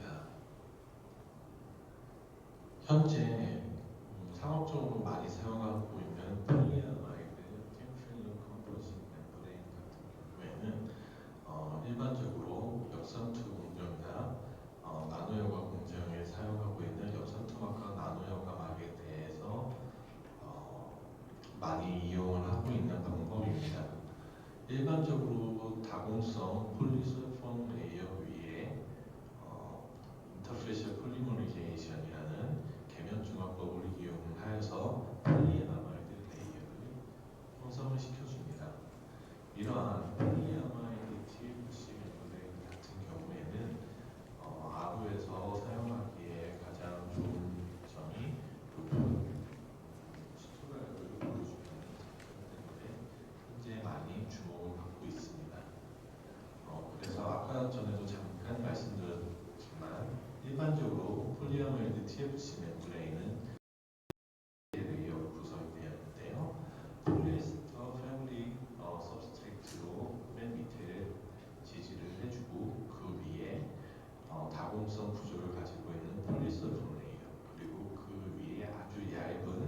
폴리아마이드 액티브 레이어로 이루어져 있습니다. 이러한 상업적인 폴리아마이드 TFC 멤브레인 같은 경우는 장점과 이제 단점으로 나누어서 좀 설명을 해볼 수 있는데요. 장점에서는 pH 베리에이션이 상당히 넓게 분포되어 있어서 좀 운영의 폭이 넓다는 장점을 가지고 있고요. 그리고 바이올로지컬 어택에 대해서 기존의 셀룰로스 아세테이트 막보다는 훨씬 더 방어를 잘 해서 바이오 파우링 형성률이 조금 낮다는 장점을 가지고 있습니다. 이에 반해서 단점으로는 모든 분리막들이 그렇겠지만 수투가도와 영 제거율의 트레이드오프 관계를 가지고 있다는 점입니다. 높은 수투가도를 보여준다면 영 제거율은 낮아지고 영 제거율을 높게 가져갈 수 있다면 수투가도가 낮아지는 이 트레이드오프 관계를 가지고 있어서 이것을 극복해야 된다는 문제점을 가지고 있고요. 두 번째로는 염소에 대해서 좀 내화학적으로 약한 구조를 가지고 있습니다. 따라서 앞단에 마이크로필트레이션, 울트라필트레이션의 세정제를 차염소산 나트륨 계열로 세정을 해주게 된다면은 미량이라도 일부분이 넘어와서 이제 폴리아마이드 액티브 레이어로 손상을 입혀줄 수 있다는 단점을 가지고 있습니다. 세 번째로는 유기물에 대한 파우링이 좀 많이 취약하다는 단점을 가지고 있습니다. 본 연구의 목표입니다. 본 연구에서는 일반적으로 사용하고 있는 계면중화법에 조금 아주 소량의 유기용매를 첨가제로 계면중화에 섞어줍니다. 이렇게 섞어주었을 때를 코솔벤트 어시스티드 인터페이셜 폴리머리제이션이라고 혼합용매 계면중화법이라는 새로운 엽산투가 개발 방법입니다. 이렇게 코솔벤트를 이용해서 계면중합을 하게 된다면 기존의 분리 아로마보다는 조금 더 루즈한 오픈 포러스한 스트럭처를 가지게 됩니다. 이렇게 오픈 포러스 스트럭처를 가지게 된다면 조금 더 향상된 수투가도를 보여줄 수 있다는 장점을 가지고 있습니다.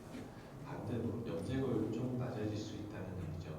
하지만 이러한 좀 루즈한 폴리아마이드 TFC 멤브레인 같은 경우는 해소담수와 엽산투 분리막 같은 경우는 TDS 35,000 ppm 정도이지만 이렇게 새롭게 만들어진 분리막의 경우에는 2만에서 25,000 ppm 사이에서 충분히 잘 운전이 가능하다는 장점을 가지고 있습니다. 네, 머터리얼스 앤 메소드에 대해서 간단하게 소개해드리겠습니다. 네, 그러면 제가 말씀드린 코솔벤트 어시스트 인터페이셜 폴리머리제이션 혼합연매 계면중화법에 대해서 간단하게 설명드리겠습니다. 일반적으로 폴리아마이드 레이어를 만들 때 폴리솔폰 서포트 레이어 위에다 MPD를 이용한 1차 반응 후에 TMC를 이용을 해서 2차 반응을 1차, 2차 가교 반응을 통해서 이렇게 엽산투 분리막을 만들어 주는데요.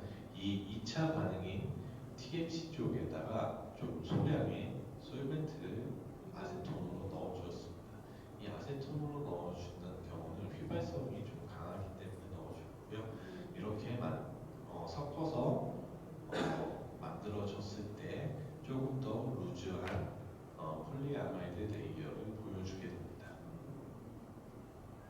실험에 사용하게 된 화학약품에 대해서 조금 말씀을 드리자면 어디티브로 사용한 유기용매들 같은 경우에 이제 아세톤을 주로 많이 사용을 하였는데요. 그럼 그 아세톤에 TMC를 섞어주는 것뿐만 아니라 기본적으로 코어 솔벤트가 있습니다. 그 코어 솔벤트의 종류를 다르게 해서 코솔벤트 어시스트가 가장 잘 된 분리막을 찾는 것을 연구 목표로 하였기 때문에 그 코어 솔벤트에 대해서 특성을 좀 분석을 했고요. 저희가 사용한 코어 솔벤트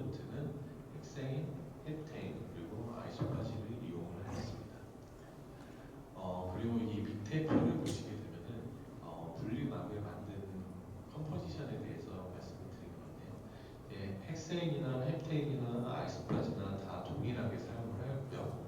흡솔벤트를 섞지 않은, 아세톤을 섞지 않은 그냥 기본 막들기 3개가 존재하고요. 그리고 아세톤의 비율은 0.5웨이퍼센트, 1웨이퍼센트, 2웨이퍼센트에서 총 각각 솔벤트마다 3가지의 다른 아세톤 농도를 첨가를 하여서 각 솔벤트마다 총 4가지의 분리막을 만들었습니다. 여기서 다시 한번 말씀드리겠는데요. 이 위에 보시면은 1번적인 인터페이셜 폴리머리제이션, 이 B가 흡솔벤트 어시스티드 인터페이셜 폴리머리제이션입니다. 단지 다른 거 하나라고는 여기에 아세톤을 조금씩 섞어주었다는 것입니다. 사실은 이 앞부분이 PD 부분에서 섞어줄 수도 있는데 저희는 이 폴리아마이드 레이어에 가장 큰 영향을 많이 주는 이 TNC 쪽 2차 반응에서의 흡솔벤트가 어떻게 영향을 끼치는지를 파악을 하기 위해서 이 뒷부분에다가 조금 소량의 유기용맥 어디티브로 추가하였습니다. 네, 이 슬라이드에서 저희가 사용한 RO 셋업을 스케매틱으로 나타내 보았고요. 저희가 실험한 조건 같은 경우는 주로 이제 16바와 42바 정도 그 2개의 양력에서 실험을 좀 많이 진행을 하였습니다. 네, 지금부터 결과 및 검증에 대해서 발표하도록 하겠습니다. 네. 지금부터 주사전자 현미경으로 분석한 결과를 말씀드리겠습니다. 이 오른쪽에 보시는 폴리서폰 유해종 분해 같은 경우는요, 저희가 이제 에스터 सब스트레이트 위에 저희가 직접 캐스팅을 하여서 제작한 중간 단계의 레이어입니다. 이 레이어 위에다가 이제 저희가 IP와 CAIP를 해주었습니다. 이 왼쪽에 보시면은 A, B, C가 있는데요. A는 코솔벤트가 헥세인, B는 헵테인, C는 아이소파지입니다.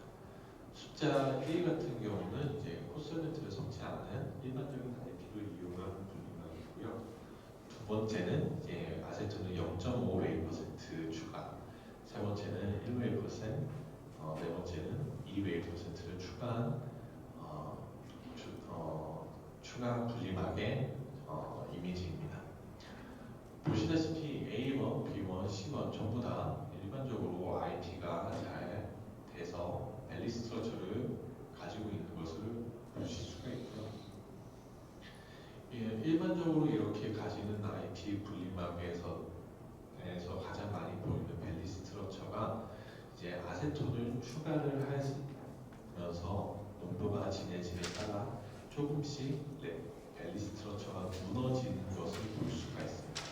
그래서 0.5% 추가했을 때는 조금 무너졌고요. 이제 1%를 추가했을 때부터는 그 흔적을 좀 사실상 찾기 힘들어지고 이제 2%를 추가하게 된 경우에는 조금 많이 큰 오픈 포러스한 구조를 가진 것을 볼 수가 있습니다. 이러한 몰폴로지는 코스를 헥센을 이용하는 헵테인을 이용하는 아이소프라지를 이용하는 거의 비슷하게 이루어져 있는 것을 확인할 수 있었습니다.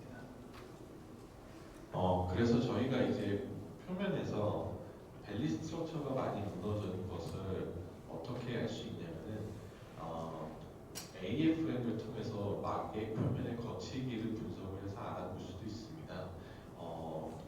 왼쪽에서 보시다시피 이제 A1은 헥세인, A2가 헥세인에서 2% 합쳐서 B1은 헵테인, C1은 아이소프라지입니다. 이렇게 솔벤트를 다르게 했어도 똑같이 아세톤을 추가하게 된다면은 표면의 거치기가 증가하는 것을 알 수 있습니다. 밸리 스트럭처를 가지고 있으면 거의 일정하게 표면 거치기가 좀 낮은 상태로 물리적인 구조를 가지고 있는데요. 이 구조를 깨주기 때문에 이 밸리 스트럭처가 넓게 펴지고 이 넓게 펴지는 게 분리막에 따라서 평행하게 가로축으로 올 수도 있지만 세로축으로 일어나는 경우가 있습니다. 그래서 이게 불규칙 증가하는 것으로 알 수 있고요. 이렇게 표면 결치기가 증가수를 보아서 이제 밸리 스트럭처가 무너지고 있다는 것을 확인을 할 수가 있었습니다. 예, 세 번째로 접촉각 결과가 있는데요. 이 저희가 사실 맨 처음에 이 코스멘트 어시스트 인터피셜 플리모니케이션을 사용한 이유가 밸리 스트럭처를 무너뜨리게 된다면 오히려 물리적인 거치기가 낮아지고 접촉각이 낮아질 것으로 예상을 했는데요. 실상은 밸리 스트럭처가 무너지고 그리고 좀 더 덩어리가 커진 상태로 존재를 하고 불규칙적인 방향으로 위치를 하고 있다 보니까 러프니스가 높아졌습니다. 그렇게 러프니스가 높아진다는 말은 접촉각적인 측면에서도 접촉각이 증가가 된다는 것입니다. 그래서 지금 모든 포스베트를 다 세 종류 전부 다 사용했을 때 일반적으로 아세톤을 첨가했을 때 조금 더 많이 접촉각이 증가가 되는 것을 확인을 할 수가 있었습니다. 그렇게 보았을 때 결과적으로 수투가율은 접촉각이 낮으면 낮을수록 수투가율 높게 유지가 될 수 있는데 분리막 자체에서 호솔벤트를 이용을 하면은 접촉각이 올라가기 때문에 수투가율도 감소가 돼야 된다는 것으로 저희는 예측을 하였습니다. 네, 이제 화학적인 구조의 변화를 보려고 하는데요. 사실상 이제 IP에서 가장 중요한 이제 폴리아마이드 레이어 자체는 아마이드 구조를 전부 다 호솔벤트를 추가해도 잘 유지를 하고 있는 것으로 보아서 폴리아마이드 레이어가 형성 자체는 잘 된 것으로 볼 수 있습니다. 다만 그 폴리아마이드 레이어가 형성됐을 때 물리적으로 구조를 어떻게 이루어져 있는지는 모양새가 다른 뿐이라고 판단을 할 수 있습니다. 네, 그래서 이제 저희가 RO 테스트를 진행을 하였는데요. 이제 NaCl 리젝션과 MgCl2 리젝션과 플러스를 파악을 했는데 사실 접촉각 결과를 보게 된다면은 헛솔벤트를 이용한 RO 분리막 자체가 접촉각이 올라갔기 때문에 수축가도가 떨어져야 된다고 판단을 하게 예측을 하게 되는데요. 실상은 첨가되는 농도가 높을수록 수투가율은 증가가 되었습니다. 하지만 트레이드오프 관계에 있기 때문에 염제거율은 감소가 되게 되었죠. 일반적인 IP로 만들었을 때 제거율은 NaCl 자체는 99.4% 그리고 MgCl2는 99.8%가 제거가 되는데 이제 아세톤을 섞게 된다면 98.8에서 99.2 정도의 사이에 제거율을 보여주게 되었습니다. 하지만 제거율은 조금 낮아지지만 수축가율은 엄청 많이 늘어납니다. 압력 자체는 저희가 이 실험에서 사용한 압력은 16바를 사용했습니다.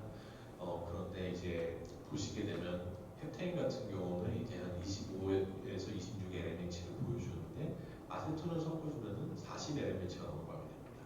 이것을 A 값으로 변형을 했어도 1.3에서 2.2까지 약 0.9 LMH per 바가 증가되는 높은 수투가율을 보여주기 때문에 수투가도가 많이 증가가 됐고 염제거율은 아주 극소로 줄어들었다라고 판단을 할 수 있었고요. 이렇게 된 이유는 결과적으로는 밸리 스트럭처를 무너뜨려줘서 오픈 스트럭처를 만들어 주었기 때문에 포가 조금 더 커져서 이렇게 된 것으로 예측을 할 수가 있습니다.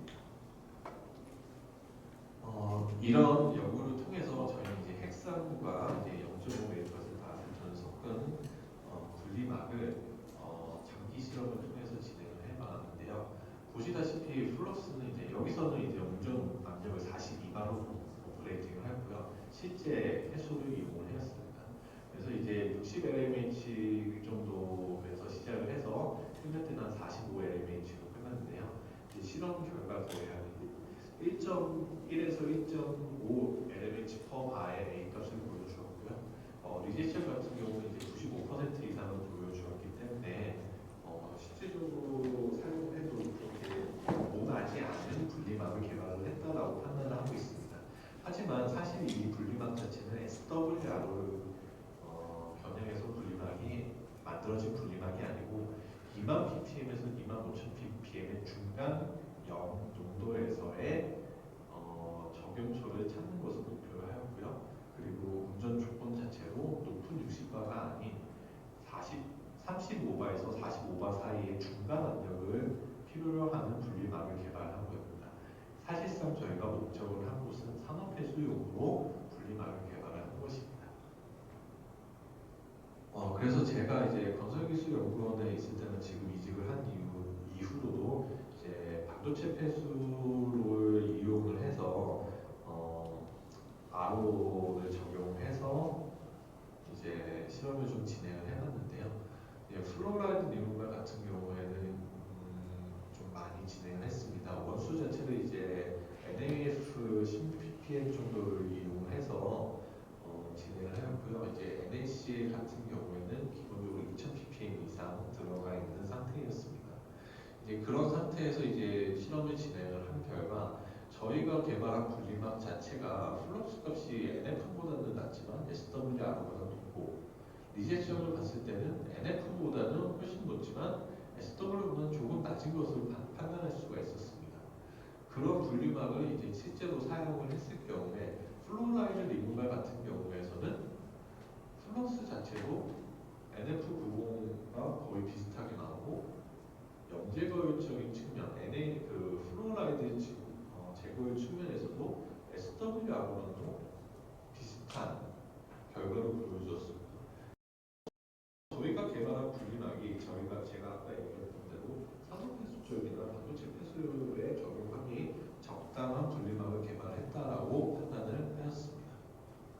그래서 여기 나와 있는 실험 결과로 보았을 때 저희가 이미 지금 만든 막이 SWRO나 이제 SWRO나 BWRO보다 산업폐수에는 더 적절한 분리막이고, 그리고 결과적으로는 포스베트를 이용을 했을 때 리제이션 면에서도 그렇고 수초가동 면에서도 그렇고 다 적당한 분리막을 개발해낸다는 것을 판단을 하였습니다. 네, 요약해서 결론 말씀드리겠습니다. 저희가 개발한 CAIP 역삼투 분리막 같은 경우에는 일반적인 IP를 통해서 만들어진 벨리 스트럭처 폴리아마이드 레일을 조금 무너뜨려서 오픈 포러스한 스트럭처를 만들어서 기존의 SWRO가 아닌 조금 더 낮은 농도의 TDS에서 적합한 분리막을 개발을 하였습니다. 그 조금 낮은 농도대라는 것은 거의 산업폐수나 전자폐수 쪽을 이야기를 하는 거고요. 이 막을 산업폐수나 전자폐수에 적용을 했을 경우에 수트가도 측면에서는 기존의 NF 분리막과 거의 흡사한 수트가도를 보여줬고, 염제거율, 플로라이드 제거율 측면에서는 SWRO와 비슷한 성능을 보여주기 때문에 저희가 지금 개발한 분리막 자체는 산업폐수나 전자폐수 그리고 반도체 폐수 처리에 적합한 분리막을 개발을 했다고 판단을 하고 있고요. 이제 상세적으로 반도체 폐수 관련으로 전용 실험을 한 결과물이 거의 다 나와서 아마 내년쯤에는 다시 한번 그 결과물을 다시 발표를 할 수 있을 것으로 판단을 하고 있습니다. 이상으로 발표를 마무리하겠습니다. 경청해 주셔서 감사합니다.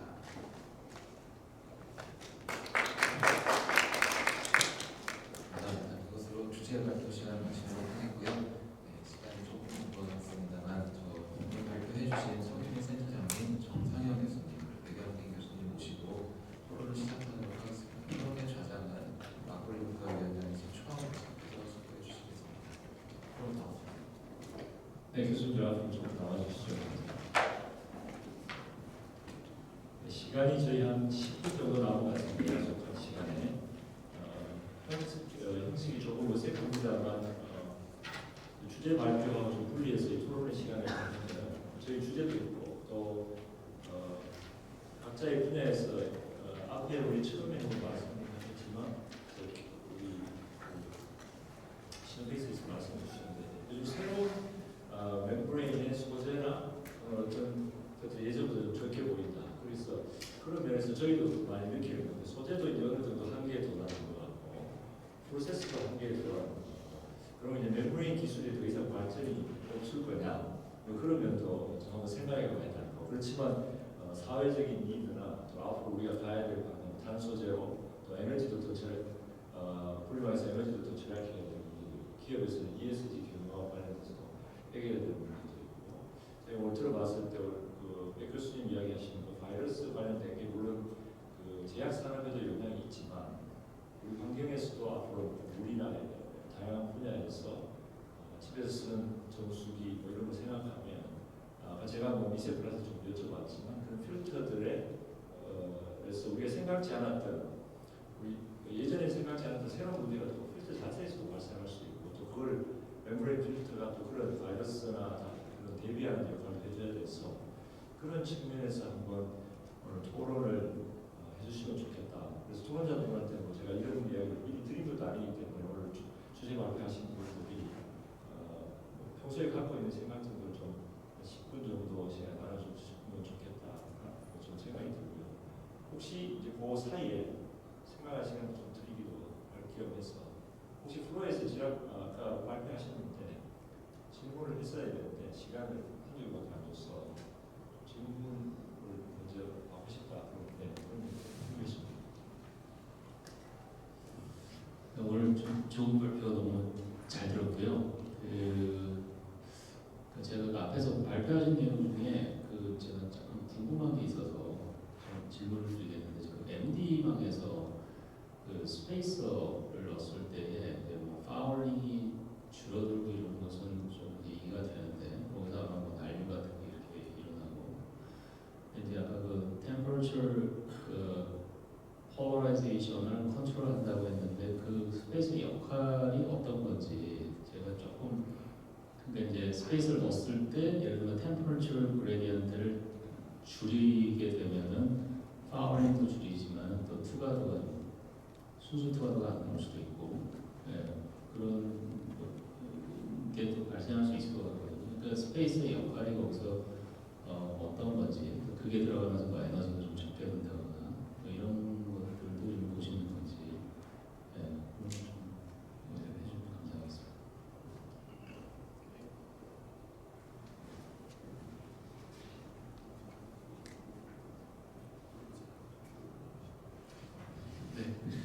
질문 드리고요. 그 스페이서 자체가 이제 MD 같은 경우에 조금 전에 말씀드렸듯이 이제 매스랑 흰색 같이 넘어가는 그런 프로세스다 보니까 결국에는 템퍼처 폴라리제이션이 가장 조금 더 컨센트레이트 폴라리제이션도 조금 더 좀 관심을 가져야 되는 부분인데 결국에는 플루이드 자체의 믹싱을 되게 좋게 만들어서 결국에는 우리가 넣어주는 주입하는 그런 열들이 막에서 잘 교환이 일어나도록 인터페이스 교환이 잘 일어나도록 만들어주는 것들을 합니다. 그래서 그걸 하기 위해서 스페이서를 넣어주게 되는데 제가 이제 조금 전에 좀 관심을 뒀던 부분이 아까 말씀드렸듯이 막의 개발 같은 경우에는 굉장히 많은 발전을 이루어왔다라고 봐서 거의 세츄레이션 됐다는 생각을 좀 많이 들고 있었고요. 그에 반해서 이제 MD 같은 경우가 열에 대한 부분 때문에 상당히 이제 실제 공정에 가다 보면 플럭스가 엄청나게 많이 낮아서 상용화가 좀 더딘 그런 부분들이 있거든요. 그런 부분들을 좀 해결하기 위해서 스페이서라든지 이런 것들에 대해서 좀 더 디자인이라든지 조금 전에 말씀드린 대로 오히려 소재적인 부분에 좀 관심을 갖다 보면은 아까 보여드린 플러스 같은 면들이 랩처럼이지만 엄청나게 많이 이제 증가가 되었고 그리고 이제 이오네이션도 훨씬 좋아진 거 봤을 때 TP라든지 CP라든지 이런 것들이 컨트롤 완전히 잘 되는 것들을 확인을 할 수 있었습니다. 근데 이게 또 나중에 모듈레이션 되면서 조금 더 좀 구체적으로 조금 더 디자인도 잘 돼야 되지만 하나의 좀 긍정적인 그런 신호 같은 경우에는 이것을 이용해서 커머셜라이제이션 되는데 그 플러스적인 부분이라든지 이런 것들을 좀 더 향상시킬 수 있지 않을까. 그리고 이제 저희가 아까 탄소 중립에 대해서 말씀을 해주셨기 때문에 사실 저는 이제 분리막이라고 하는 것 자체가 우리가 케미컬을 좀 덜 사용할 수 있게끔 해주는 것들이 되기 때문에 사실 굉장히 탄소 중립에서 굉장히 중요한 역할을 하고 있다고 생각합니다. 그래서 저도 랩에서 최대한 줄이고 싶어하는 것들은 케미컬을 좀 안 쓰는 이런 연구들을 좀 많이 하려고 좀 노력을 하고 있고요. 그리고 이제 또 막의 사용처 같은 것들 잠깐 말씀드려서 제가 아마 말할 기회가 별로 없을 것 같아서 세 가지 다 말씀드리는데 뭐 이런 것 같은 경우에는 이제 저희가 이제 찾아야 될 이런 시장성이 더 많아지는 것 같아요. 이제 저희가 이제 좀 전에 관심 가져주시는 이런 제휴용 파트 같은 경우에 보면은 너무나도 다양한 표준들이 나오고 있고 그 그것에 대해서 맞춤형 이런 소재 기술이라든 맞춤형 분리막 기술들이 계속 적용이 돼야 될 것 같아요. 그래서 그런 쪽 때문에 훨씬 더 저는 사실 이런 시장성이 더 커질 거라고 좀 판단을 하고 있습니다. 네, 감사합니다. 네, 질문 시간을 더 드리고 싶은데 아쉽게도 시간 지나치면 다들 다른 약속 있으시고 이슬가고 싶으실 것 같습니다. 오늘 거의 지금은 1분 스피치 수준으로 좀 아쉽습니다 하시고 마치고 저희가 뭐 따로 자리 밑에서 자리를 하면서 따로 그 자리를 나누시면 그럼 우리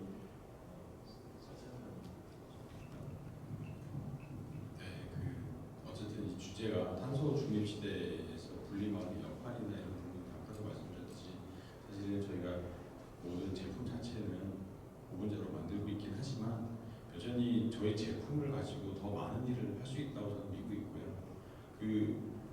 사실 소재적인 면에서 이 탄소 중립 자체적으로 이걸 어떤 고분자를 줄이는 역할이나 노력은 아니면 친환경적인 소재를 쓴다는 것은 사실은 저희도 내부적으로는 검토를 많이 해오고 자연적으로 피해 같은 거나 이런 생분해성 뭐 이런 것도 검토를 해봤지만 실제 환경에서 이걸 쓸 수 있느냐 그런 강도를 가질 수 있느냐 화학성을 가질 수 있느냐의 문제에서는 굉장히 어려운 문제거든요.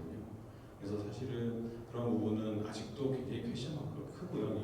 정말 이 공론을 안 쓸 거는 모르겠지만 그렇게 따지면 저희가 지금으로서 할 수 있는 부분들은 정말 어떻게 보면 저희가 하고 있는 이 모든 기술들을 가지고 좀 더 정말 필요한 산업에서 필요한 공정의 수율을 획기적으로 올려줄 수 있거나 그런 부분으로 역할을 더 많이 할 수 있지 않을까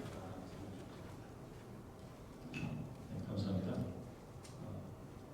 정 교수님 하신 걸로 하고 네, 백 교수님 발표 때도 잠깐 말씀드리긴 했지만 저희가 이제 박사학위 때는 환경 쪽을 하면서 수처리 멤브레인에 관련된 연구를 많이 진행을 하였고 이제 포닥 때 우연치 않게 바이오 관련된 세퍼레이션에 관련된 부분들을 하면서 이제 레드바이오 쪽 특히 이제 바이오 의약품 쪽 연구를 진행을 하고 있다가 이제 인하대학교에 작년에 이직을 하면서부터 좀 많이 봤던 부분이 사실 바이오가 상당히 넓구나. 주로 이제 색상으로 분류를 많이 하는데요. 화이트 바이오라고 해서 아까 말씀하셨던 뭐 생분해성 플라스틱을 생산을 한다든지 아니면 블루 바이오에서 이제 마린 바이오 테크놀로지에서 저희가 우리나라가 이제 삼면이 바다다 보니까 다양한 해양 소재들이 이제 존재를 하게 되고 그런 것들을 부산물로서 상당히 많이 활용을 할 수가 있고요. 그런 것들이 이제 식품이나 아니면 화장품으로도 지금 많이 개발이 되고 있습니다.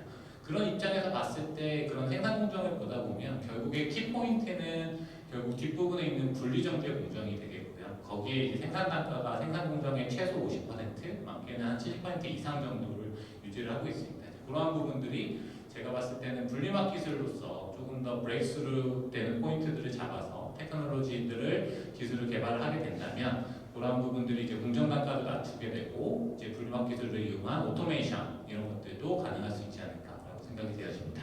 네, 이상입니다. 네, 세 분 감사드리고요. 백 교수님 같이 아주 유명하신 분이 이제 우리 물 쪽에서 일하시다가 바이오 쪽으로 가신다는 좀 서울하고 아직 물도 하고 있어요. 그래도 하실 거라고 생각하고 멤브레인이 사실 예전에 저도 화공을 했기 때문에 그때도 처음 멤브레인 할 때 90년대에 바이오만 썼는데 그게 다시 환경이라는 분야에서 말을 많이 쓰게 되니까 환경으로 다시 들어왔다가 이제 어느 정도 산업에서 자리를 찾아오면 다시 고부가 가치가 되는 쪽으로 다시 돌아가고 순환되고 하는 데는 그런 사이클 가운데 있는데 물에서도 엄청 아직 분리막이 할 일이 많다 그렇게 말씀드리면서 오늘 전체 발표와 토론을 마치도록 하겠습니다. 오늘 많이 안 남으셨지만 우리 저희 그래도 기념사진을 남기고 싶으니까 다들 오늘 와서 사진 한번 같이 찍고 그걸로 마치는 걸로 하겠습니다. 네, 세 분 다시 한번 감사드립니다. 금방 부탁드립니다.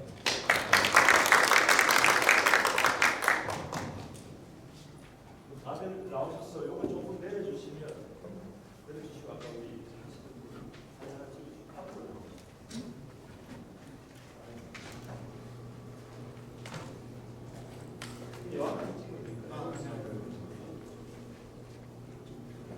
이거 학생분들도 나오는데 같이 오도록 하겠습니다. 4세대